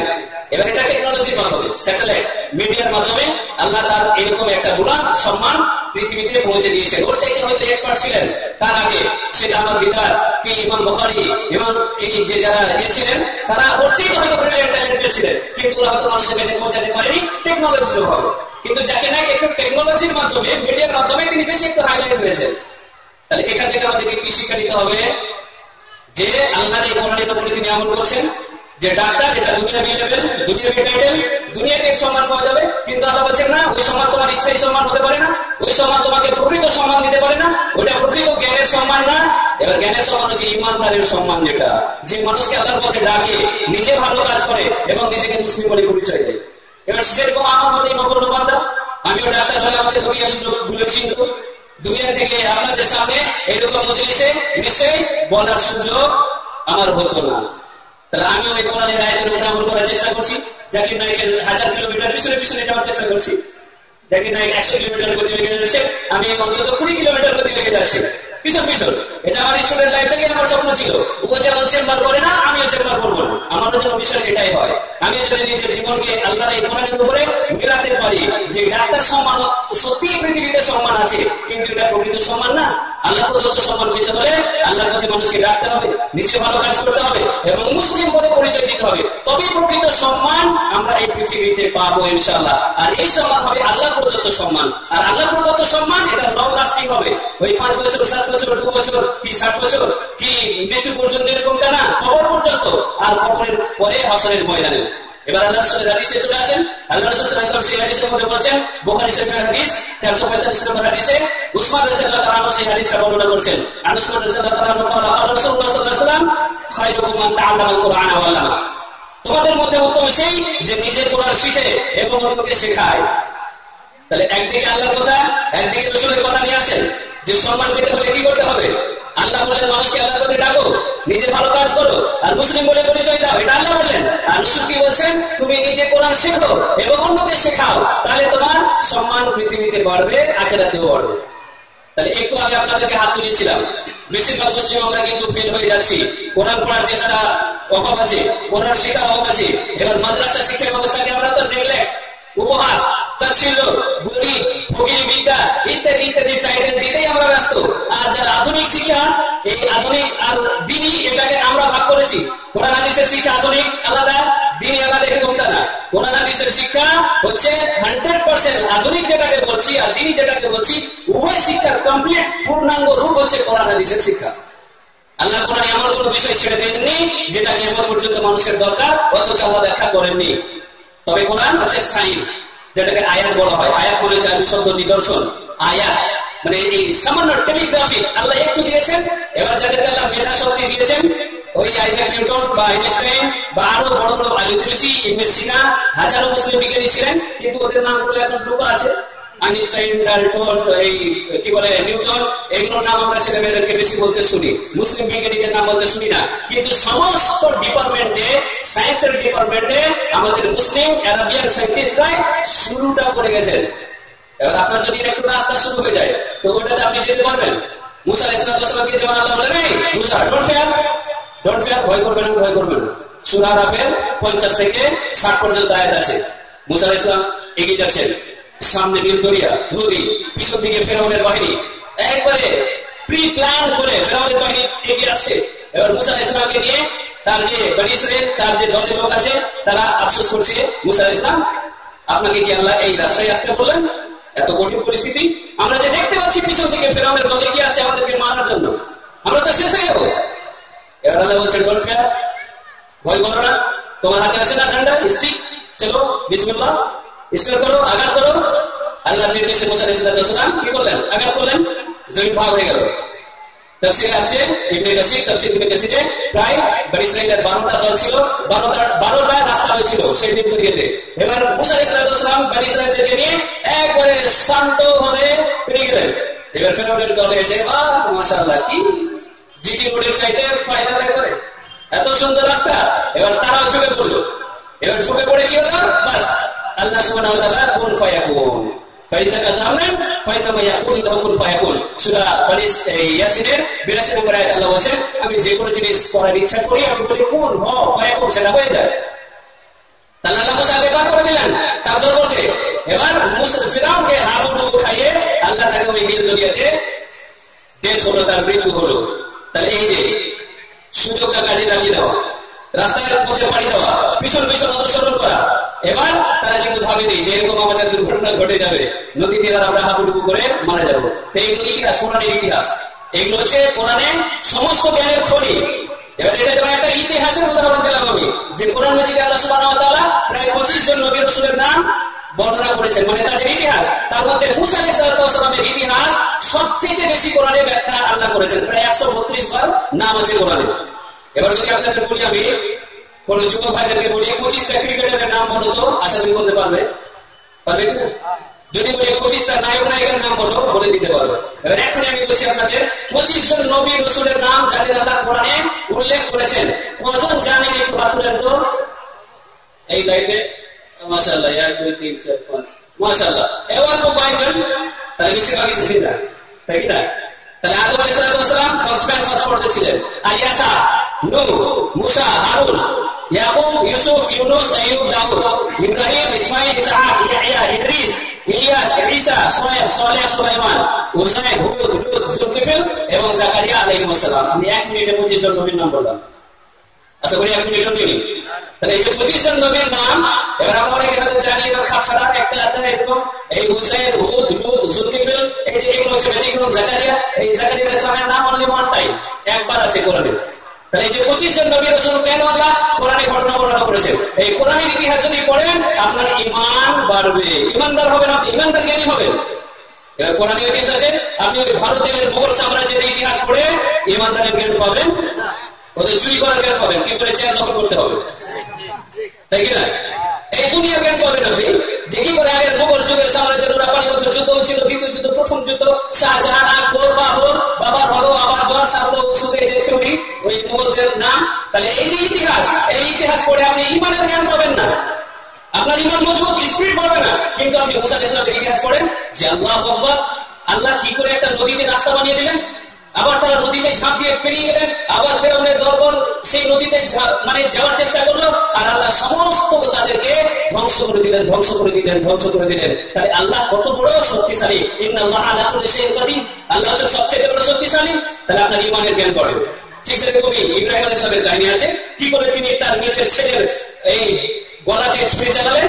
তাহলে এই জ্ঞান যদি আপনি কোরআনে পড়েন, এই ইতিহাস যদি আপনি কোরআনে পড়েন, তাহলে আপনার ঈমানের ব্যাটারি রিচার্জ হবে, আপনার দিয়ে আপনি ঈমানদার জ্ঞানী হতে পারবেন। আর ঈমানদার জ্ঞানী হলে তবে আপনি সম্মান পাবেন, তাই কি না? তাহলে ঈমানদার জ্ঞানী হলে আমাদেরকে অবশ্যই আল্লাহ সুবহানাহু ওয়া তাআলা সম্মান দিবেন। এই কারণে আমি আপনাদের বলছি যে আল্লাহ সুবহানাহু ওয়া তাআলা রাসূল মুহাম্মদ সাল্লাল্লাহু আলাইহি ওয়াসাল্লামকে বলেন, খায়রুকুম মান তাআল্লামাল কুরআন ওয়া আল্লামা, তোমাদের মধ্যে উত্তম সেই যে নিজে কোরআন শিখে অন্যকে শেখায়। আল্লাহ যেটুকু আমাকে দিয়েছেন জ্ঞান, ওইটুকু আপনাদের সামনে শেয়ার করতে এসেছি, শেখাতে আসেনি। যেটুকু জানি ওইটুকু আপনাদের কাছে আল্লাহর কথা জেরাস করে বলার চেষ্টা করছি। এবার সায়েন্স যুক্তি দিয়ে আপনাদেরকে বোঝানোর চেষ্টা করছি, বাধ্য করছি যে আমাদেরকে কোরআনের কাছাকাছি আসতে হবে, আল্লাহ রাসূলের কাছাকাছি আসতে হবে, জ্ঞানী হতে হবে। আর জ্ঞানী একমাত্র কোরআন হাদিসের জ্ঞান ছাড়া কোনদিন প্রকৃত জ্ঞানী হওয়া যায় না। এইটা এক কথায় মাথায় রাখতে হবে যে আপনি আপনার ছেলেকে এমএ, বিএড, এমএসসি, বিএসসি যতই বড় ডিগ্রিধারী করে দেন না কেন, যতই সে ডাক্তার, মাস্টার, ইঞ্জিনিয়ার হোক না কেন, সে যদি আল্লাহকে না চিনে, সে যদি রাসূলকে না চিনে, তাহলে এটা আপনার জন্য অপরিহার্য হয়ে যেতে পারে যে সেই ছেলে মেয়ে আপনাকেও চিনবে না ভবিষ্যতে। এবার দেখবেন বর্তমানে ছেলেমেয়েরা চাকরি বাকরি পাচ্ছে, নিচে মতো বিয়ে করছে, বাস ফিনিশ, কেটে পড়ছে, বাবা মা চলো তুমি ব্র্যাকেটে না হয় বৃদ্ধাশ্রমে যাও। বর্তমান পরিস্থিতি পেপার পত্রিকায় পাচ্ছি, বাপ মা অসহায় হয়ে যাচ্ছে, ছেলে থেকেও নেই, এরকম হয়ে যাচ্ছে। ছেলে আছে, সে আনন্দ এনজয় করছে, বউকে নিয়ে, বৌমাকে নিয়ে সে বাজারে যাচ্ছে, এটা সে দেখতে পাচ্ছে, কিন্তু সে সেপারেট, আলাদা। তার অসুস্থ, তার মেডিসিন, তার দেখাশোনা, তার খাবার, কোন নিরাপত্তা, কোনো খবর নেই না। কেন? এই জন্য দায়ী কে? এবার অনেক গার্জেন দেখবেন যারা বৃদ্ধ, অনেক সময় মসজিদে গিয়ে ইমাম সাহেবকে রিকোয়েস্ট করেন, ইমাম সাহেব একটু আমার ছেলের জন্য দোয়া করে দেন না, আমি ছেলেকে এত জমি জায়গা বিক্রি করিয়ে মানুষ করলাম, আমি নিশ্চয় ফকির হয়ে গেছি, যা কিছু আমার সম্পদ ছিল সবকিছু শেষ করে দিয়েছি আমি ছেলে মেয়ের পিছনে, আর সেই ছেলে আজকে চাকরি পেয়েছে, আর সে চাকরি পেয়ে মাস্টার পাড়া, আমাদের এলাকায় ধুলিয়ানে আছে একটা মাস্টার পাড়া, মানে সব বাপ ছেলে এসে ওখানে আছে, কেউ মাস্টার থাকলে দুঃখ করবেন না। যেহেতু আমি মাশাআল্লাহ আমিও প্রাইমারির মাস্টার ছিলাম একসময়, 2007 থেকে 2012 পর্যন্ত আমি মাস্টারি করেছি। 2007 থেকে 2012, 2013 সালে আমি সেটাকেও ছেড়েছি, ডাক্তারি তো ছেড়েছি আগে, আর মাস্টারিটাও আমি ছেড়েছি। তবে ছোট প্রাইমারি স্কুলের মাস্টার ছিলাম, এটা ইচ্ছার বিরুদ্ধে করেছিলাম, বাবা মায়ের মানে একটু চাপে, আর্থিক অবস্থার জন্য আমি করতে বাধ্য হয়েছিলাম। তাহলে এই যে মাস্টার পড়া হয়ে গেছে, এবার ওই মাস্টারের জন্য দায়ী কে? এবার ওই সেও তো জ্ঞানী, একটা মাস্টার বাংলা তো জ্ঞানী, কিন্তু আল্লাহ কোরআনে বলেছেন আল্লাহ তা'বুদু ইল্লা ইয়াহু ওয়া বিল ওয়ালিদাইনি ইহসানা, সূরা লোকমান সূরা নম্বর 21 আয়াত নম্বর 14, সূরা আহকাফ সূরা নম্বর 46 আয়াত নম্বর 15, আল্লাহ বলেছেন তোমরা পিতামাতা যখন মৃত হয়ে যাবে তাদের সেবা করো।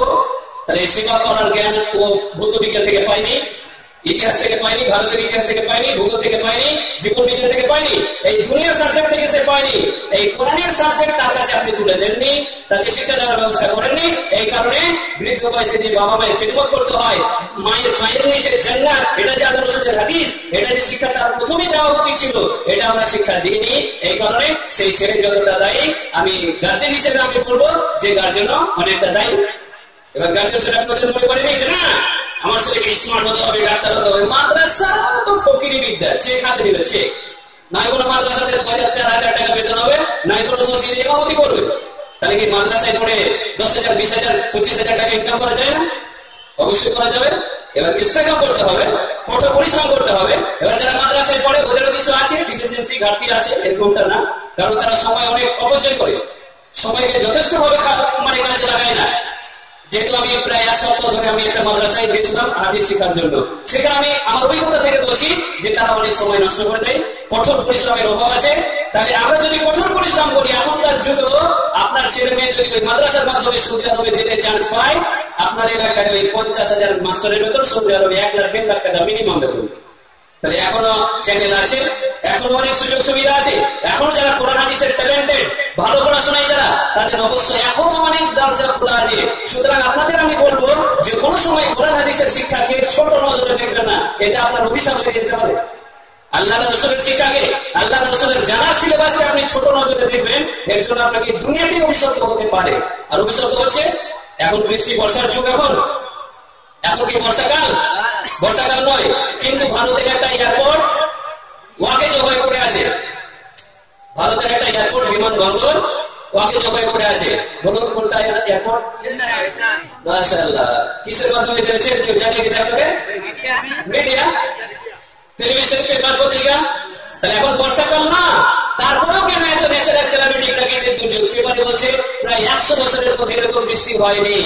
এবার আমাদের 2015 সালের 25শে এপ্রিল ভারতবর্ষ কেঁপে উঠেছিল, তার মধ্যে নেপাল কাঁপেনি? কেঁপেছিল। আমাদের উত্তরবঙ্গ, দক্ষিণবঙ্গ এই 2015 সালেও বন্যা হয়েছে। একদিকে ভূমিকম্প, একটা প্রাকৃতিক বিপর্যয়, এদিকে আবার বন্যা, আবার ভারতের চেন্নাই, তামিলনাড়ু, এই যে এত অশান্তি, এত অশান্তি, এত অশান্তি কেন? তাহলে চেন্নাই কি মুসলিম নেই? অবশ্যই আছে।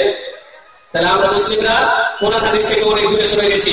এই কারণে ন্যাচারাল ক্যালামিটি, প্রাকৃতিক বিপর্যয় খুব বড় বড় আমাদের সামনে আসতে চলেছে। এই খরা বলুন, গরম বলুন, বা বন্যা বলুন, বা ভূমিকম্প। 2011 সাল থেকে যদি ইন্টারনেটে দেখেন, দেখবেন 2011 সালের পর প্রায় প্রত্যেক বছরই ভূমিকম্প হয়েছে কোথাও না কোথাও, যেটা আগে 10 বছর আগে এত ভূমিকম্প হয়নি। তাহলে এখন কেন এত ভূমিকম্প, এত কেন প্রাকৃতিক বিপর্যয়? তাহলে কারণ একটাই যে আমরা শিক্ষাকে তো গুরুত্ব দিয়েছি অবশ্যই। এত বেসরকারি স্কুল, গ্রামে গ্রামে গ্রামে গ্রামে গ্রামে গ্রামে বেসরকারি স্কুল, এত মাশাআল্লাহ, এত নামি দামি মিশন। পশ্চিমবঙ্গের প্রতি যে নামি দামি মিশনের কথা বলছি আমি, এরা হচ্ছে ইসলামের সবচেয়ে বড়, আমার দৃষ্টিতে, আমার এই ছোট্ট জ্ঞানে, যে ইসলামকে আরো দূরে সরানোর কারখানা এগুলো, মানে ইসলামের জ্ঞান থেকে দূরে সরিয়ে নিয়ে যাওয়ার এগুলো হচ্ছে কারখানা। কারণ এদের ছেলে মেয়েদেরকে এমন ট্যালেন্টেড, এত স্মৃতিশক্তি প্রোফাইল, এরকম ছেলে মেয়েদেরকে তারা ক্যাচ করছে, আর তারা শুধু দুনিয়ার কারখানা, দুনিয়া ডাক্তার হতেই হবে, নাহলে মিশনের বাজেট ফেল হয়ে যাবে। এত পার্সেন্টেজ ডাক্তার র্যাঙ্ক দেখাতে হবে, তাহলে আমি কোটি কোটি টাকা ডোনেশন পাবো, জাকাত পাবো। এবার সেই রকম মিশন জাকাতের হকদার কিনা সেটাও আমার কাছে সন্দেহ আছে। যাদের কোনো দিনের কোনো সিলেবাস নেই, জিহাদ ফি সাবিলিল্লাহ নেই, আল্লাহর পথে জিহাদের কোনো শিক্ষা নেই, কোনো সিলেবাস নেই, অ্যাডিশনাল ফর্মালিটি মেনটেন, জাস্ট নামাজ শিক্ষার একটা বই। আদৌ টিচাররাই নামাজ পড়ে না, আদৌ যিনি মানে দায়িত্বে আছেন তিনিও নামাজ রোজা করেন কিনা আমার সন্দেহ আছে, আমি কনফার্ম করছি না। তাহলে এরকম প্রতিষ্ঠানে যারা দায়িত্বশীল, তারা যদি নিজেই নামাজ না পড়ে, তাহলে ছেলেদেরকে বাধ্য করতে পারে না। তাহলে এগুলো অনেক ঘাটতি আছে, অনেক ডেফিসিয়েন্সি আছে। এই কারণে আমরা দেখছি যে শিক্ষার জ্ঞানের স্রোত, জ্ঞানের গুরুত্ব আমরা দিতে শিখেছি। অনেক গার্জেন একবেলা না খেয়ে ছেলে মেয়েদেরকে পড়ানোর চেষ্টা করছি এখন, কিন্তু আমাদেরকে ভাবতে হবে যে আমরা কোন জ্ঞানটার পিছনে ছোটা উচিত আমাদের। এবার আমি কোনো ছেলে মেয়েকে বলবো না যে তুমি স্কুলে পড়ো না, হাই স্কুলে পড়ো না, কলেজে পড়ো না, অবশ্যই পড়ো, আমি কংগ্রেচুলেশন দিই। এমনকি আমার মতো যুবক ভাইদেরকে বলি যে জীবনে ছোট এই নিচু শ্রেণীর লক্ষ্য রাখলে হবে না, হায়ার অ্যাম্বিশন রাখতে হবে। প্রাইমারি স্কুলের মাস্টার হবো এরকম যেন টার্গেট নিয়ে পড়লে হবে। আমি জীবনে একবার এসেছি লাস্ট এন্ড ফার্স্ট, সুতরাং আমাকে পৃথিবীতে কিছু দিয়ে যেতে হবে, এরকম স্ট্রাগল, এরকম মনের বাসনা নিতে হবে। তার সাথে সাথে কি হতে হবে? কঠোর পরিশ্রম করতে হবে, তাওয়াক্কুল আল্লাহ, আল্লাহর উপরে ভরসা করতে হবে, চ্যালেঞ্জ করলে হবে না। কারণ একটা ছেলে ডাক্তার হওয়ার জন্য সারা বছর পড়লো, আগামী কালকে ধরুন জয়েন্ট এন্ট্রান্স পরীক্ষা আছে, এবার আজকে রাত্রে ওর ভমিটিং আর টয়লেট মানে ডায়রিয়া হয়ে গেল, কালকে পরীক্ষা দিতে পারলো না, তাহলে এর পিছনে কার হাত আছে? আল্লাহ সুবহানাহু ওয়া তাআলা। কিন্তু এই বড় বড় মিশন গুলো আল্লাহকে বাদ দিয়ে তারা চ্যালেঞ্জ করছে, না আমরা এতজন ডাক্তার করবোই। আল্লাহ চাইলে তাদের উপরে মানে ভরসা নিজেরাই যে না ডাক্তার হতেই হবে তোমাকে, তাহলে আল্লাহ যদি করান তবেই তো হবে, তাই না? তাহলে আমরা আল্লাহর উপরে ভরসাকে বাদ দিয়ে আমরা শুধু দুনিয়ার বিভিন্ন প্রতিষ্ঠানের বিভিন্ন নামি দামি এখন লেভেলে চলছে বলে সেই সমস্ত প্রতিষ্ঠানের পিছনে কি বলবো এখানে বাঘের মতো দ্রুত গতিতে এগিয়ে যাচ্ছে। রুই পোকা যেমন আগুনের দিকে যায়, রুই পোকা দেখেছেন তো? রুই পোকার বৈশিষ্ট্য হচ্ছে যে আগুনের দিকে ঝাঁপায়। এবার সকালবেলা কিন্তু সবাই মরে পড়ে থাকে, তারা আশা করে যায় খাবার পাবো বলে, কিন্তু সকাল সকাল দেখা যায় যে সবগুলো মরে পড়ে আছে।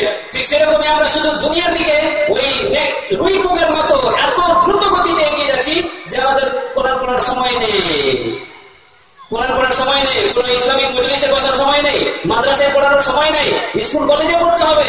কোরআন হাদিস পড়লে এস্টাবলিশ হওয়া যায় না, নিজের পায়ে দাঁড়ানো যায় না, ভালো মানে কি বলবো ইনকামের রাস্তায় যাওয়া যায় না। এটা হচ্ছে আমাদের ইমানদারের পরিচয় এখনকার যুগে। কিন্তু না, কোরআন হাদিসের সাথে সাথে যদি আমরা কঠোর পরিশ্রম করি, কোরআন হাদিস পড়েও জয়েন্ট এন্ট্রান্সে র্যাঙ্ক করা যায়, কোরআন হাদিস পড়েও ইঞ্জিনিয়ার হওয়া যায় ইনশাআল্লাহ, কোরআন হাদিস পড়েও ডব্লিউবিসিএস অফিসার হওয়া যায়, আইপিএস অফিসার হওয়া যায়, আপনার ওই বড় বড় র্যাঙ্কের অফিসার হওয়া যায়। এবার এটা হচ্ছে আমাদের ইমানের দুর্বলতা, আমাদের মনের সংকীর্ণতা যে না আমি যদি 8 ঘন্টা কোরআন হাদিস পড়ি তাহলে আমার ওই life science, physical science, mathematics এর ইয়েটা কমে যাবে, টাইমটা কমে যাবে, সুতরাং আমি জয়েন্টে র্যাঙ্ক করতে পারবো না। এই মিশনগুলোর এই ঘুরপাক করায় এই কারণে তারা সিলেবাসে দিতে পারে না। অথচ মিশনের যে ট্যালেন্টেড ছেলেরা ওদেরকে যদি 10 মিনিট কি 20 মিনিট একটা পিরিয়ড রাখা হয় এই কোরআন হাদিসের জন্য, সেটা তাদের জন্য যথেষ্ট হবে, কারণ তারা ব্রিলিয়েন্ট, একটু জিনিস তারা সহজভাবে ক্যাচ করতে পারে।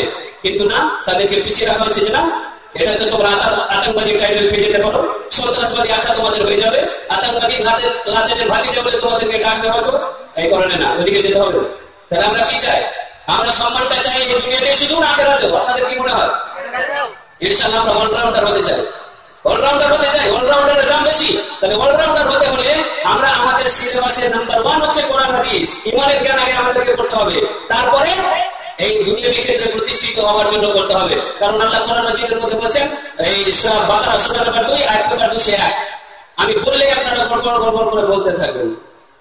এবার ভাববেন যে এটা কোরআনের আয়াত, হ্যাঁ কোরআনের আয়াত, দুয়া হিসেবে আল্লাহ কাছে বলি আমরা সূরা বাকারা 201 নম্বর আয়াত, রব্বানা আতিনা, চলো মাশাআল্লাহ চলে এসে কম্পিউটারের নোট আছে বলে। এবার এরকম নোট অনেক কিছু থাকে তবে তো ওই দুই একটার মধ্যে সীমিত। এবার আমি চাইছি যে কোরআনের ফিজিক্স পড়তে হবে, কোরআনের লাইফ সায়েন্স পড়তে হবে, কোরআনের ভূগোল পড়তে হবে, কোরআনের ইতিহাস পড়তে হবে, কোরআনের ম্যাথমেটিক্স পড়তে হবে। কোরআনের ম্যাথমেটিক্স নেই, আপনি পড়েন সূরা মুদাসসির সূরা নম্বর 74 আয়াত নম্বর 30, আলাইহা 19, ইয়ার উপরে আছে 19, তাহলে 19 এর একটা নাম্বার সংখ্যা ম্যাথমেটিক্স, তাহলে কোরআনের ম্যাথমেটিক্স আছে। এই 19 সংখ্যার একটা গাণিতিক মানে বৈজ্ঞানিক তাৎপর্য আছে 19, কারণ এই 19 1 9 1 10 9 19, তাহলে মিডলে যেটি সংখ্যা এই আর বাকি থাকছে 0, তাহলে 1 থেকে 9 আর 0, আপনার মোবাইল নাম্বার ওই সংখ্যার মধ্যেই মনে হয়, তাহলে নাম্বার তো এটি 1 থেকে 9 এর মধ্যে 1 2 3 4 5 6 7 8 9 আর 0, তাহলে এই যে আলাইহা 19 এর উপরে আছে 19, এই 19 এর একটা আশ্চর্য বৈশিষ্ট্য আছে। ম্যাথমেটিক্যাল ক্যালকুলেশন কোরআন মাজিদের মধ্যে আছে, কম্পিউটারের ক্যালকুলেশন কোরআন মাজিদের মধ্যে আছে, যে আপনি কোরআনের যদি কেউ একটু রদবদল করে বা চুরি করার চেষ্টা করে, ঢুকে দেওয়ার চেষ্টা করে, তাহলে ওই আলাইহা 19 এই সংখ্যার ভিত্তিতে আজকে কম্পিউটার বলে দিবে যে হ্যাঁ কেউ চোর চুরি করার চেষ্টা করছে। তাহলে কোরআনের ম্যাথমেটিক্স আছে, এই কোরআনের ম্যাথমেটিক্স এই নাম্বার এই সংখ্যা নিয়ে যদি আপনি বিচার করেন, ব্রেনকে বুঝাতে বাধ্য করেন, তাহলে দেখবেন আপনার ঈমান, এটাই হবে ঈমানের জ্ঞান, এটাই হবে অরিজিনাল জ্ঞান, আর এটাই হবে উভয়মুখী জ্ঞান, এটাই হবে অলরাউন্ডারের জ্ঞান। তাহলে একটা স্কুল কলেজের ছেলে আছে, আপনার সরকারি স্কুলে তো কোরআন হাদিস পড়াবে না, হাই স্কুলে পড়াবে না, প্রাইমারি স্কুলে পড়াবে না। এর জন্য উপায়টা কি হবে? এর জন্য উপায় আমি আপনাদের বলবো যে আপনারা যেমন অঙ্কের জন্য একটা টিচার রাখছেন বাড়িতে টিউশন, ইংলিশের জন্য একটা টিচার রাখতে পারছেন আপনি আপনার ছেলে মেয়ের, যাতে রেজাল্ট ভালো হয় মাধ্যমিকে বলে, তা আপনি কি পারেন না যে কোরআন হাদিস পড়ানোর জন্য একটা টিচারের ব্যবস্থা করি? যেহেতু আমরা পশ্চিমবঙ্গে বাস করছি, আমাদের সরকারি সিস্টেম এটা যে তারা কোরআন হাদিস রাখবে না। এবার মাদ্রাসা যেগুলো হাই মাদ্রাসাতে এটাও কোরআন হাদিসের পর্যাপ্ত সিলেবাস না, যেহেতু আমি হাই মাদ্রাসা থেকে মাধ্যমিক পরীক্ষা দিয়েছি, ও ফর্মালিটি মেনটেন বুঝেন তো, মানে রামকে বাঁচতে ওই আদাব শিখা আছে একটা বই, আর আরবি সাহিত্যের একটা বই আছে, যেখানে ইমানের জ্ঞান অতটা নেই, সুতরাং আপনার কি করতে হবে, আপনাকে বাড়িতে কোনো মাদ্রাসার শিক্ষককে দিয়ে বা মসজিদের ইমাম সাহেবকে দিয়ে আপনি যেমন ইংরেজির জন্য একটা বাজেট করতে পারছেন, ম্যাথমেটিক্স এর জন্য একটা বাজেট করতে পারছেন, টিচারকে একটা টিচারের জন্য 1000 টাকা দিতে পারছেন, ঠিক সেরকমই আপনাকে ভাবতে হবে যে আমার ছেলে মেয়ের অরিজিনাল যেটা জ্ঞান কোরআন হাদিস, এই কোরআন হাদিসের জ্ঞানের জন্য আমাকে কি করতে হবে, একটা টিউশনের ব্যবস্থা করতে হবে। কারণ আমি কোনো সময় চাইবো না যে আপনার ছেলে মেয়ে তার মেন্টালিটিতে ব্যাঘাত ঘটুক। সে যদি স্কুলে পড়তে চায় তাকে স্কুলে পড়ার সুযোগ দেন। আমি তাকে বলবো না যে তাকে টেনে আপনি ওই মাদ্রাসায় পাজামা পাঞ্জাবিতে পড়ান, কারণ পাজামা পাঞ্জাবি পড়লে মেন্টালিটি হয়তো দুর্বল হয়ে যাবে। এবার আমি ফর্মালিটি মেনটেন করেছি আজকে স্টেজে, প্যান্ট শার্ট পরে এসেছি, এখানে এসে মানে চেঞ্জ করেছি, যেহেতু সকলের সামনে আসবো, এটাকে আমরা বলি ইসলামিক ড্রেস। এবার পাজামা পাঞ্জাবি শুধু ইসলামিক ড্রেস না, কারণ ভারতের প্রধানমন্ত্রী পাজামা পাঞ্জাবি পড়ে, প্রাক্তন প্রধানমন্ত্রীও পড়ে, আর অনেক মন্ত্রীও বলে, বাবা রামদেবও পড়ে পাজামা পাঞ্জাবি পড়ে। এবার তার পাজামা পাঞ্জাবির সাথে আমাদের ইসলাম মুসলিমদের পাজামা পাঞ্জাবি আলাদা হবে। এবার আমার পাজামা দেখলে আপনারা বুঝতে পারবেন এটা হচ্ছে আইডেন্টিফিকেশন অফ মুসলিম। এবার মনমোহন সিং এর পাজামা পাঞ্জাবি পড়া হচ্ছে, মাটি জুতো ঠেকে যাবে, হয়তো কি জুতো দিয়ে পায়ে ঢুকে যাবে। এবার একজন মুসলিম যদি পাজামা পড়ে ওই রাস্তা ঝাড় দিয়ে রাস্তা ঝাড় দিয়ে, তাহলে মুসলিমের সাথে মুসলিমের পার্থক্য হলো না? That is identification. তাহলে শুধু পাজামা পাঞ্জাবি মুসলিমের লেভেল, এইরকম জ্ঞানে অনেক ব্যক্তি জ্ঞানী আছে, আমরা ক্রিটিসাইজ করি, সমালোচনা করি, এই প্যান্ট শার্ট পরা দুটা কোরআনের কথা শিখে নিয়েছে যে মানুষের সামনে বলছি, তাদেরকে ডিক্লেয়ার করি, উপহাস করি, তাদেরকে পড়া থেকেই দূরে সরিয়ে দেওয়ার চেষ্টা করি। তাহলে এটা হচ্ছে লিটল লার্নিং ইজ ডেঞ্জারাস, অল্প বিদ্যে ভয় করে। এরকম কিছু আলেম আছে যে যুব সমাজকে এইভাবে কোরআন হাদিস থেকে দূরে সরানোর চেষ্টা করছে, যে তোমরা স্কুল কলেজে পড়ো, দিয়ে কোরআনের বাংলা কিছু পড়তে শিখেছো, দিয়ে আবার আমাদের উপরে কথা। এবার তাদের বাজেট ডাউন হচ্ছে, তাদের বাজার একটু ডাউন হচ্ছে। এবার এই বাজার ডাউন হচ্ছে বলে কি করে এই সিস্টেমটাকে রোধ করা হয়, এই কারণে তারা স্কুল কলেজের ছেলেদেরকে যাতে কোরআন হাদিস মুখী না হয় তার জন্য তারা আবার চেষ্টা করছে। আল্লাহু আকবার। তাহলে নিশ্চয়ই তারা কোরআন হাদিসের খেলাফ কাজ করছে। আল্লাহ বলছেন, আল্লাহ রাসূল বলছেন, তুমি যদি একটা মায়া জানো তোমার উচিত হচ্ছে অন্যের কাছে পৌঁছে দেওয়া। তাহলে এটা আল্লাহ রাসূল এত বড় দায়িত্ব আমাদের দিয়েছেন, তাহলে তিনি তো বলেন না প্যান্ট শার্ট পড়তে হবে, পাজামা পাঞ্জাবি পড়তে হবে। এবার ড্রেস হচ্ছে একটা ফর্মালিটি, পড়তে হবে। আল্লাহ রাসূল আল্লাহ কোরআনে বলেছেন সূরা আরাফ সূরা নম্বর 7 আয়াত নম্বর 31-এ, ইয়া বানি আদম খুযু যিনাতাকুম ইনদা কুল্লি মাসজিদ, হে বনি আদম যখন মসজিদে ইবাদতের জন্য যাবে তখন উত্তম পোশাক পরে যাও। এবার পোশাক অবশ্যই আছে, মুসলিমদের পোশাক উত্তম হতে হবে, সুন্নতি পোশাক হতে হবে। তাহলে পোশাক অবশ্যই মানুষের সৌন্দর্যতা বৃদ্ধি করে, কিন্তু দাওয়াতের কাজ করার জন্য পোশাক কোন শর্ত যে এটা করে করতে হবে এটা আমার জানা নেই। এবার পোশাক সুন্নতি হতে হবে, এবার সেটা প্যান্ট শার্ট হতে পারে, পাজামা পাঞ্জাবি হতে পারে, আপনার লুঙ্গি পড়তে হতে পারে, যে এলাকায় যে পোশাক আছে। সৌদি আরবে জুব্বা পড়ে, এবার আমি সৌদি আরবে গিয়ে দেখলাম যে জুব্বাও এমন অনেক মুসলিম জুব্বা পড়েছে যে স্ত্রী বাবা রাস্তা ঝাড় দিয়েছে, তাহলে সেটা কি মুসলিমের পরিচয় হলো? এবার জুব্বা দেখে তো মাশাআল্লাহ মাথায় ওই আপনার চিহ্ন, এবার হাজিরা কি দাও নিয়ে আসে। এবার দাড়ি তো সৌদি আরবের ফ্যাশন, মানে সারা পৃথিবীর মধ্যে সবচেয়ে স্টাইলিশ দাড়িওয়ালা যদি আপনি খুঁজতে চান তাহলে আপনাকে সৌদি আরবে যেতে হবে। মানে ফ্যাশনের দাড়ি, যত রকমের ফ্যাশনের দাড়ি আল্লাহ রাসূলের রয়েছে। এখন জানি না যে তারা আল্লাহর কাজ যেমন ফি রাসূলুল্লাহি উসওয়াতুন হাসানাহ, আল্লাহর এই কোরআনের আয়াতের উপরে তারা আমল করছে কতটা আল্লাহু আল্লাহ, আমার সন্দেহ হচ্ছে। এবার আমরা তো সৌদি আরবের লোককে দেখবো না, আমরা দেখবো কোরআন, আমরা দেখবো হাদিসকে। এবার সৌদি আরবের বাদশাহ আব্দুল্লাহ এই কিছুদিন আগে ইন্তেকাল করলেন, এইটুকু এইখানে শুধু মানে আমাদের এই অমিতাভ বচ্চনের মতো প্রাক্তন মন্ত্রী ছিলেন আগে গুজরাট, নাকি বড় এইটুকু দাঁড়িয়ে ছিল। আমাদের বর্তমান উপরাষ্ট্রপতি, হ্যাঁ খুঁজে পেয়ে গেছি আমি, উপরাষ্ট্রপতির নাম কি, হামিদ আনসারী, তার দাঁড়িয়ে কেমন ওই বাদশাহ আব্দুল্লাহর মতো, এখানে এইটুকু। তাহলে দিস ইজ দ্য স্টাইল। এবার কারো কারো হয়তো হতে পারে এখানে দাঁড়িয়ে নেই, এটা আন্দাজে বলা ঠিক হবে না, কারণ এরকম হয়। যেমন শেখ সানাউল্লাহ মাদানী আমাদের পৃষ্টির উর্দু বক্তা, তাদের দাঁড়িয়ে নেই। এবার মাশাআল্লাহ আল্লাহ আমাদেরকে এত সুন্দর দিয়েছে। এবার সানাউল্লাহ মাদানী এখানে কয়টা আছে? এবার আমি যদি অজান্তে বলি যে ও দাঁড়িয়ে স্টাইল করে রেখেছে তাহলে ভুল হয়ে যাবে, অজান্তে এটা বলা ঠিক না। তাহলে আমাদেরকে নকল করতে হবে আল্লাহ এবং আল্লাহ রাসূলকে। পৃথিবীর কোন দেশ মুসলিম, আল্লাহ রাসূল ওই দেশে এসেছিলেন নবী হিসেবে, সুতরাং ওই দেশের লোককে আমরা অনুকরণ করবো কোনটা না।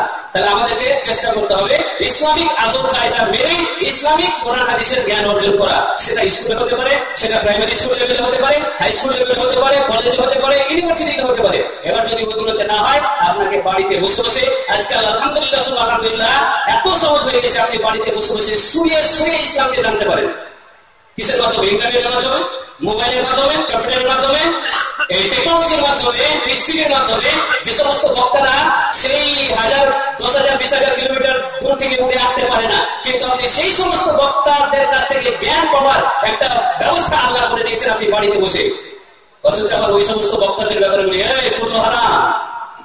কুল্লহারা মানে চলবে না পৃষ্টি। আপনাদের এলাকায় আছে নাকি? অনেক জায়গায় এরকম আমাদেরকে প্রশ্নের মুখোমুখি হতে হয় যে পৃষ্টি দেখা হারাম। এবার যদি কেউ বলে যে পৃষ্টি দেখা হারাম, তো ওই বন্ধুকে আমি বলবো যে তোমার জন্য মোবাইল 100 পৃষ্টি টিভির চাইতে মোবাইল তো আর ডাবল হারাম হবে। কারণ একটা টেলিভিশনের যা পাওয়ার, টেলিভিশনের যা ক্ষমতা, আপনার এই মোবাইলের ক্ষমতা টেলিভিশনের চাইতে অনেক গুণ বেশি। মানে এটা নিশ্চয়, কারণ টেলিভিশন একটা জায়গায় ফিক্স থাকবে, তার কেবল কানেকশন লাগবে। আর মোবাইল এখন এত উন্নত মানের হয়েছে যে আপনার এক কম্পিটিশন করছে আপনার কম্পিউটারের সাথে। এই ছোট্ট একটা মোবাইল সে কম্পিউটারের সাথে কম্পিটিশন করছে। তাহলে যত কিছু ফাংশন কম্পিউটারের আছে আপনার এই মোবাইলের মাধ্যমে, ইন্টারনেট, ল্যাপটপ, ফেসবুক, হোয়াটসঅ্যাপ, এখনকার যুগে ফ্রি সার্ভিস যেটা ব্যবহার হচ্ছে হোয়াটসঅ্যাপের মাধ্যমে। যুবক ভাই আমাদের বিভ্রান্ত হচ্ছে। যুবক ভাইরা নিজের জীবনকে ওই সম্মান থেকে অপমানের অতলে সমুদ্রের তলায় নিয়ে চলে যাচ্ছে এই মোবাইলের মাধ্যমে। এবার এই মোবাইলকে যদি আপনি সদ্ব্যবহার করেন, তাহলে এর মাধ্যমে আপনি অনেক জ্ঞান পাবেন। ইন্টারনেটের মাধ্যমে ঘরে বসে বসে আপনি ইসলামকে জানতে পারবেন। তাহলে ইসলামকে জানার, কোরআন হাদিসের জ্ঞান অর্জন করার আল্লাহর কাছে কেউ এটা মানে অভিযোগ করতে পারবেন যে আল্লাহ আমি তো কোরআন হাদিসের জ্ঞান পাওয়ার সুযোগ পাইনি, আমার বাপ মা পড়ায়নি। এবার যারা হয়তো 50 বছরে পৌঁছে গেছেন তাদের কথা আলাদা বলছি আমি, কিন্তু আমার মতো যে যুবক ভাই বোনেরা আছেন আপনাদের প্রতিজ্ঞা করতে হবে যে পাইনি, আপনারা হয়তো সুযোগ সেরকম পরিস্থিতি ছিল না, কিন্তু এখন আমাকে নিজেকে সেই জ্ঞানটা আহরণ করতে হবে। তবে আমি যে সম্মান আল্লাহ আমাকে এই পৃথিবীতে দিবেন সেই সম্মান আমি আখিরাতেও পাবো। আমি আখিরাতেও নিজের পায়ে দাঁড়াতে পারবো। কোনো বাপ মা চান না যে আমার ছেলে মেয়ে দুনিয়াতে মানে ফকির হয়ে বেড়াক। সবাই চাই আমার ছেলে মেয়ে যেন সুখে শান্তিতে থাকে, নিজের পায়ে দাঁড়াতে পারে। কারণ একটা ছেলে নিজের পায়ে দাঁড়াতে পারলে বাপ মা খুশি হয়, খুশি মনে তার একটা দায়িত্ব পালন করতে পারে। কি দায়িত্ব পালন করতে পারে বাপ মা? যুবকদের কথা বলছি, যুবকরা যদি নিজের পায়ে দাঁড়াতে পারে তবে একজন বাবা হিসেবে, গার্জেন হিসেবে খুশি হয়। খুশি হয়ে একটা কঠোর দায়িত্ব সে পালন করার জন্য চেষ্টা করে। সেটা হচ্ছে কি, বিয়ে দিতে হবে ছেলে বড় হয়েছে। এবার কোনো ছেলে যদি বেকার হয়ে ঘুরে বেড়ায়, ইনকামের রাস্তায় না আসে, তাহলে গার্জেনের দুশ্চিন্তা থাকে কিনা? অবশ্যই গার্জেনের দুশ্চিন্তা থাকে যে আমি আমার ছেলে মেয়ের দায়িত্ব থেকে কখন ফিরে আসবো। তাহলে একটা গার্জেন যদি চান যে ছেলে মেয়ে যাতে নিজের পায়ে দাঁড়ায়, তাহলে আপনার গার্জেন হিসেবে আপনার এটা ভাবা উচিত না যে আখিরাতেও যেন আমার ছেলে মেয়ে নিজের পায়ে দাঁড়ায়, তাই কিনা? কারণ আল্লাহ বলেছেন কোরআনে, ইয়াউমা ইয়াফিরুল মারউ মিন আখিহি ওয়া উম্মিহি ওয়া আবিহি ওয়া সাহিবাতিহি ওয়া বানিহি। সেই হাসরের ময়দানে নিজের ভাই নিজের কাছ থেকে দূরে সরে যাবে, নিজের বাবা মা নিজের কাছ থেকে দূরে সরে যেতে হবে, নিজের স্ত্রী যাকে আপনি অর্ধাঙ্গিনী হিসেবে, লাইফ পার্টনার হিসেবে এই পৃথিবীতে সবচেয়ে বেশি কাছের আপনি মনে করেননি, সে আপনার কাছ থেকে দূরে সরে চলে যাবে। তাহলে কি করতে হবে? প্রত্যেকে নিজের পায়ে দাঁড়াতে হবে আখিরাতেও। এই দুনিয়াতেও যেমন প্রত্যেকে নিজের দায়িত্বশীল, নিজের পায়ে দাঁড়ানোর চেষ্টা করি আমরা, ঠিক সেরকম আখিরাতেও কেউ কারো দায়িত্ব বহন করবে না। প্রত্যেকে নিজের পায়ে দাঁড়াতে হবে। তাহলে নিজের পায়ে আখিরাতে দাঁড়াতে হলে আগে আমাদের ইমানদার হতে হবে, নাম্বার 2 জ্ঞানী হতে হবে। তাহলে কি জ্ঞানী হতে হবে? নিশ্চয়ই আমি আমার এই দীর্ঘ আলোচনার মাধ্যমে আপনাদেরকে বোঝানোর চেষ্টা করলাম। এবার আমি আমার আলোচনায় শেষ পর্বে চলে আসছি আশা করি। আচ্ছা মাশাআল্লাহ, আর প্রায় 9 মিনিট টাইম আছে। তো আমি এবার আমার আলোচনা শেষ পর্বে চলে আসছি যে আমরা এই সম্মান পেতে হলে আমাদেরকে, আপনাদেরকে আমি 3টে দায়িত্ব দিচ্ছি। 3টা পকেটে ঢুকিয়ে নিয়ে যাবেন, আর পকেটে না ফের বেরিয়ে যেতে পারে, এই ব্রেনে ঢুকিয়ে নিয়ে যাবেন কথাগুলো।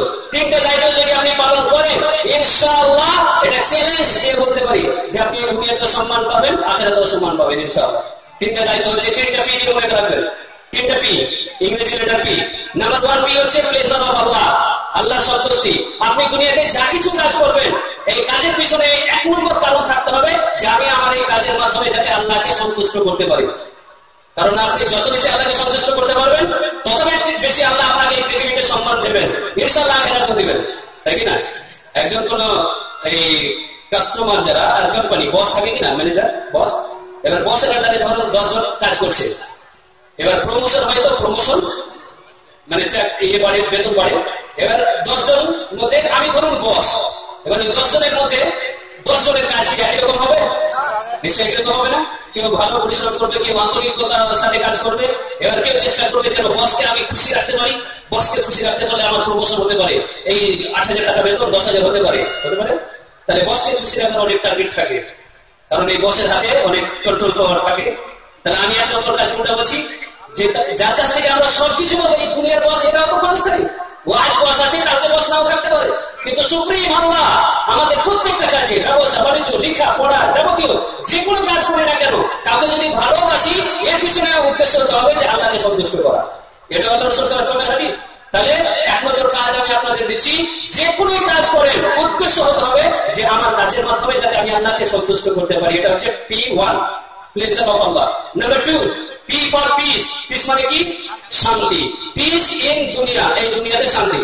এবার আমি আমার আলোচনায় এটা বুঝাতে পেরেছি আপনাদের যে আমরা এই দুনিয়াতে শান্তি আগে আমাদেরকে চাইতে হবে আল্লাহর কাছে। রব্বানা আতিনা ফিদ দুনিয়া হাসানা ওয়া ফিল আখিরাতি হাসানাতাও ওয়া কিনা আযাবান্নার। আমরা যা কিছু কাজ করব সেই কাজের উদ্দেশ্য হতে হবে যেন আমার পাড়া, প্রতিবেশী, সমাজ, শান্তি, দেশ যেন শান্তিতে থাকে, এই দুনিয়াতে যাতে আমরা সুখে শান্তিতে বসবাস করতে পারি। এটা হচ্ছে P2, P for peace, peace in দুনিয়া। Number 3, P for peace, peace in আখিরাত, আখিরাতের শান্তি। এবার এটা আমি আমার দীর্ঘ আলোচনায় বলে দিয়েছি যে দুনিয়ারই শান্তি এটা হচ্ছে টেম্পোরারি, এটা হচ্ছে ক্ষণস্থায়ী, এটা হচ্ছে অতিথির মতো, মেহমানের মতো। আর আখিরাতের শান্তি এটা হচ্ছে ইটারনাল, চিরস্থায়ী শান্তি এটা। তাহলে আমাদের এই তিনটে কি করতে হবে? টার্গেট দিতে হবে। যারা স্কুল কলেজে পড়েন সেই ভাই বোনদের উদ্দেশ্য বলছি আমি, জীবনে যদি আপনি এই তিনটে উদ্দেশ্যকে রাখতে পারেন ইনশাআল্লাহ আপনি আপনার জীবনে সফল হবেন ইনশাআল্লাহ। এবার এই 4টা টার্গেট হতে হলে কি করতে হবে আপনাকে, তার থিওরিটা দিয়ে আমি আমার আলোচনা শেষ করছি আমার টাইমের মধ্যে। এই 3টে লক্ষ্য যদি আপনাকে পূরণ করতে হয় তাহলে আপনাকে 4টা কাজ দিতে হবে। 4টা কাজ, এই 4টা কাজ আমি P দিতে বলবো, ওইদিকে P3 আর এদিকে বলবো P4। এই P4 যদি আপনি করতে পারেন ইনশাআল্লাহ আপনার কাছে P3 ভেরি ইজি হবে, খুবই সহজ হয়ে যাবে। এবারে P3 এর জন্য, P4 এর জন্য আপনাদেরকে নিয়ে যাবো কোরআনের ছোট্ট একটা সূরা, সূরা আসর, কোরআন মাজিদ 109 নম্বর সূরা। সেখানে আল্লাহ বলেছেন ওয়াল আসর, নিশ্চয়ই মানুষ ক্ষতির মধ্যে নিমজ্জিত। ওয়াল আসর, সময়ের কসম, ইন্নাল ইনসানা লাফি খুসর, নিশ্চয়ই মানুষ ক্ষতির মধ্যে নিমজ্জিত। ইল্লাল্লাযিনা আমানু ওয়া আমিলুস সলিহাতি ওয়া তাওয়াসাউ বিল হাক্কি ওয়া তাওয়াসাউ বিস সাবর, কিন্তু যারা ঈমান এনেছে, আমল সালেহ করেছে, সত্যের উপদেশ দিয়েছে এবং পরস্পরকে ধৈর্যের উপদেশ দিয়েছে, তারা ক্ষতির মধ্যে নয়। তাহলে এই 4টা হচ্ছে কাজ। এই 4টা P আপনি যদি করতে পারেন আপনি আল্লাহ সন্তুষ্ট করতে পারবেন, দুনিয়াতেও শান্তি পাবেন, আখিরাতেও শান্তি পাবেন। তাহলে P1 হচ্ছে ইল্লাল্লাযিনা আমানু, যারা ঈমানদার। তাহলে সম্মান বৃদ্ধির 1 নম্বর শর্ত আমি আগেই বলেছি এতক্ষণ ধরে, ঈমানদার হতে হবে। ঈমানদার ছাড়া সম্মান পাওয়া যায় না, এই দুনিয়াতেও না, আখিরাতেও না। এবার দুনিয়াতে যেটা পাওয়া যায় এটা টেম্পোরারি, অস্থায়ী, আখিরাতে পাওয়া যাবে না। তাহলে 1 নম্বর হচ্ছে ঈমানদার। ঈমানকে বলা হয়েছে purity of faith, P1 purity of faith, মানে শুধু ঈমান, কাজ নেই এমন নেই, সেটা ঈমানদার না। পিউরিটি অফ ফেথ মানে ঈমানের সত্যতা, সত্যিকারের ঈমানদার হতে হবে, সেটা হচ্ছে purity of faith, P1। P2 হচ্ছে পাইটি, P ফর পাইটি মানে নেক আমল, সৎ আমল। 3 নম্বর হচ্ছে P ফর প্রোপোগেশন। প্রোপোগেশন মানে হচ্ছে সত্যের প্রতি মানুষকে আহ্বান করা, দাওয়াতের কাজ করা, ইসলামের প্রতি মানুষকে আহ্বান করা, এটাকে ইংরেজিতে বলা হয় প্রোপোগেশন, এটা হচ্ছে P3। আর P4, এই P4 হচ্ছে, এটা হচ্ছে পেশেন্স মানে হচ্ছে ধৈর্য। পেশেন্ট মানে রোগী, ওটা আলাদা ইংরেজি বানান। আর এই পেশেন্স মানে হচ্ছে ধৈর্য। তাহলে এই 4টা P এর গুণের অধিকারী যদি আপনি হতে পারেন ইনশাআল্লাহ আপনি আল্লাহকে সন্তুষ্ট করতে পারবেন, দুনিয়াতেও শান্তি পাবেন, আখিরাতেও শান্তি পাবেন। ঈমানদার হতে হবে, নেক আমল করতে হবে, মানুষকে ইসলামের প্রতি আহ্বান করতে হবে, আর ধৈর্যশীল হতে হবে। এই 4টা গুণ যদি কোনো ছাত্রছাত্রীর জীবনে নিজে নিয়ে আসতে পারে দেখবেন ওই ছাত্রছাত্রী নিজের টার্গেটে পৌঁছাতে পারবে, নিজের জীবনে এস্টাবলিশ হতে পারবে, ভবিষ্যতে নিজের পায়ে দাঁড়াতে পারবে। তো আমি আল্লাহর কাছে দোয়া করবো আমার মতো যে যুবক ভাই এবং বোনেরা আছেন আর যারা গার্জেন হিসেবে আছেন, আপনাদের জীবনের এই 3টে টার্গেট করে নিতে হবে যে আমি আমার ছেলে মেয়েকে এই 3টে কাজে ব্যবহার করবো। আল্লাহকে সন্তুষ্ট যাতে সে করে, দুনিয়াতে যাতে সে শান্তি পায়, তার মাধ্যমে আমরা শান্তি পাই, আর আখিরাতেও শান্তি পায়। কারণ ছেলে মেয়ের ওসিলাতে আল্লাহ দেন বাবা মায়েরও মর্যাদা বেড়ে যায়। সুবহানাল্লাহ। 2013 সালে যখন এয়ারপোর্টে আমি যাই, অনেক লোক আমার দিকে তাকাচ্ছে। এবার কেউ যদি আপনার দিকে তাকায় তাহলে আপনি একটু প্রেস্টিজে পড়ে যান কিনা, কেন লোকটা তাকাচ্ছে? এবার তার কাছে গিয়ে বলছি সালাম দিচ্ছি, আসসালামু আলাইকুম, আপনি তাকাচ্ছেন কেন? আপনাকে দেখা মনে হচ্ছে, কোথায় দেখেছেন? ওই মনে হয় কোন টিভিতে দেখেছেন নাকি? হ্যাঁ, ইয়েস, পিস টিভিতে মনে হয় আপনি ইয়ে করেন নাকি? এবার সৌদি আরব গিয়ে মাশাআল্লাহ আমার আব্বাকে মানে একসাথে আমার আব্বার সম্মান মাশাআল্লাহ বুঝে, আপনি সেই শরীফুলের আব্বা। তাহলে সন্তানের ওসিলাতে বাবা মায়ের সম্মান বেড়ে যায়, তাই কি না? তাহলে আপনারা যারা গার্জেন আছেন, আপনার ছেলে মেয়ে যে আমাদের চাইতে জাকির নায়কের চাইতে বড় হবে না এটা কেউ বলতে পারবে? আপনার ছেলেকেও হতে পারে। এবার আমাদেরকে কি করতে হবে? চেষ্টা করতে হবে, সেলফ কনফিডেন্স রাখতে হবে, আত্মবিশ্বাস রাখতে হবে, আর নিয়তটাকে সঠিক রাখতে হবে। ইনশাআল্লাহ আল্লাহ সুবহানাহু ওয়া তাআলা যেন আমাদেরকে তিনটে লক্ষ্যে পৌঁছানোর ব্যবস্থা করে দেন, আর আমরা যাতে দুনিয়াতে সম্মান পাই, আখিরাতে সম্মান পাই। সবশেষে আমি আমার নিজের ব্যক্তিগত দুই একটা কথা বলে শেষ করবো। সেটা হচ্ছে আমি দুনিয়া থেকে এসেছি, আপনারা অনেকেই জানেন 2011 সাল থেকে আমরা একটা স্কুল চালাই দুনিয়াতে, ইসলামিক ন্যাশনাল স্কুল, ওটা বাংলা মিডিয়াম। এবার ওটা ভর্তি চলছে, পরীক্ষা হয়ে গেছে। এই কারণে ওটার বিষয়ে বলছি না, আমি আর একটা খুবই আনন্দের বিষয় যেটা সেটা আমি বলছি। সেটা হচ্ছে বিভিন্ন জালসা থেকে অনেক গার্জেন আমাকে অনেক দিন থেকে রিকোয়েস্ট করছেন যে আপনি একটা ইংলিশ মিডিয়াম স্কুল করেন, ইসলামিক এবং ইংলিশ মিডিয়াম, যাতে এই তিনটে লক্ষ্য নিয়ে ছেলেমেয়েরা প্রতিষ্ঠিত হতে পারে, ইংলিশ মিডিয়ামে পড়াশোনার সুযোগ পায়। তো আলহামদুলিল্লাহ সুবহানাল্লাহ, আল্লাহর অশেষ রহমতে আপনাদের পাশে বহরমপুরে উত্তরপাড়া, রাধারঘাট উত্তরপাড়া ব্রিজের পরে, সেখানে আমরা একটা ভাড়া বিল্ডিং নিয়ে শুরু করতে চলেছি। সামনে 2016 সালের এপ্রিল মাস থেকে ক্লাস শুরু হবে। সিবিএসই বোর্ডের আন্ডারে আমরা ওই স্কুলটা চালাবো ইনশাআল্লাহ। তবে আমাদের নার্সারি থেকে 7 পর্যন্ত ভর্তি নিব, যাওয়া আসার ব্যবস্থা থাকবে, আর আপনার হোস্টেলের ব্যবস্থা থাকবে, ছেলেদের মেয়েদের ব্যবস্থা থাকবে ইনশাআল্লাহ। আর সিবিএসই বোর্ডের আন্ডারে মাধ্যমিক পরীক্ষা হবে। আর আমাদের স্কুলের ওই লক্ষ্য এটাই যে ইসলামিক ভাবে আমরা এই করবো। তো আপনারা যারা আমার কথা শুনলেন, নিশ্চয়ই প্রত্যেকের মোবাইল আছে, প্রতিবেশী আছে, আপনারা আমার হয়ে আমাদের ইসলামিক স্কুলে প্রচার করা মানে ওটা একটা দিনের পথে জিহাদ করা, সঠিক রাস্তার দিকে মানুষকে আহ্বান করা। এবার বেসরকারি স্কুল যেহেতু খরচ খরচার ব্যাপার আছে, আর ইংলিশ মিডিয়ামে একটু হাইফাই খরচও হয়, ভালো টিচার লাগাতে হয়। তো যদি ভালো ছেলে মেয়ে হয় ইনশাআল্লাহ তাদের আমরা ব্যবস্থা করবো। ট্যালেন্টেড যদি ব্রিলিয়ান্ট ছেলে মেয়ে হয়, তো আপনারা আমার যে গাড়ি আছে, গাড়িতে হ্যান্ডবিল আছে, প্রসপেক্টাস আছে, ফর্ম আছে, আর আপনাদের পার্শ্ববর্তী যে বড়ুয়া শিশু মাদ্রাসা, ওই বড়ুয়া শিশু মাদ্রাসায় আমাদের ভর্তি পরীক্ষা সেন্টার আমরা করেছি। 31 তারিখ, জানুয়ারি মাসের 31 তারিখে আমাদের ভর্তি পরীক্ষা হবে। তো এখন ফর্ম ফিল আপ চলছে, 30 তারিখ লাস্ট ডেট আছে জানুয়ারির। এবার ভর্তির মাধ্যমে, পরীক্ষার মাধ্যমে আমরা ভর্তি দেব। তো আপনারা যোগাযোগ রাখবেন, হ্যান্ডবিল নেবেন, আর সবশেষে আপনারা আমার জন্য, আমার ছেলেমেয়ের জন্য, আমাদের স্কুলের জন্য দোয়া করবেন, যাতে আমার স্কুলের ছেলেমেয়েরা আমাদের চাইতে 1000 গুণে এক্সপার্ট হয়। কারণ আমি নিজে থেকে তাদেরকে প্রশিক্ষণ দিই, এই ছোট্ট বয়স থেকে তারা স্টেজে বলে। তো আলহামদুলিল্লাহ যে ওরা আমাদের চাইতে অনেক গুণ এক্সপার্ট হবে। কারণ আমি স্টেজে বলার সুযোগ পেয়েছি 20 বছর পর, আর ওরা 4 বছর 5 বছর থেকেই মাশাআল্লাহ খুতবা দিচ্ছে আমাদের খালি ক্লাসের ছাত্ররা। জুমার দিনে স্কুলে খুতবা হয়, জুমার নামাজ হয়, আমাদের টেনশনই নিতে হয় না, আমাদের 5, 6, 7 এর ছেলেমেয়েরা খুতবা দেয় 8 ঘন্টা আলহামদুলিল্লাহ। তো ওরাই হবে আসল মুজাহিদ ইনশাআল্লাহ। তো আপনারা দোয়া করবেন, আমার জন্য দোয়া করবেন, যাতে সঠিকভাবে ইসলামিক আদব কায়দার মাধ্যমে এই প্রতিষ্ঠানকে চালাতে পারি। আল্লাহ সুবহানাহু ওয়া তাআলা যেন আমাদেরকে কোরআন হাদিস জানার এবং জানার পরে মানার তৌফিক দান করেন। আমিন। ওয়া আখিরু দাওয়ানা আলহামদুলিল্লাহি রাব্বিল আলামিন। আসসালামু আলাইকুম ওয়া রাহমাতুল্লাহি ওয়া বারাকাতুহু।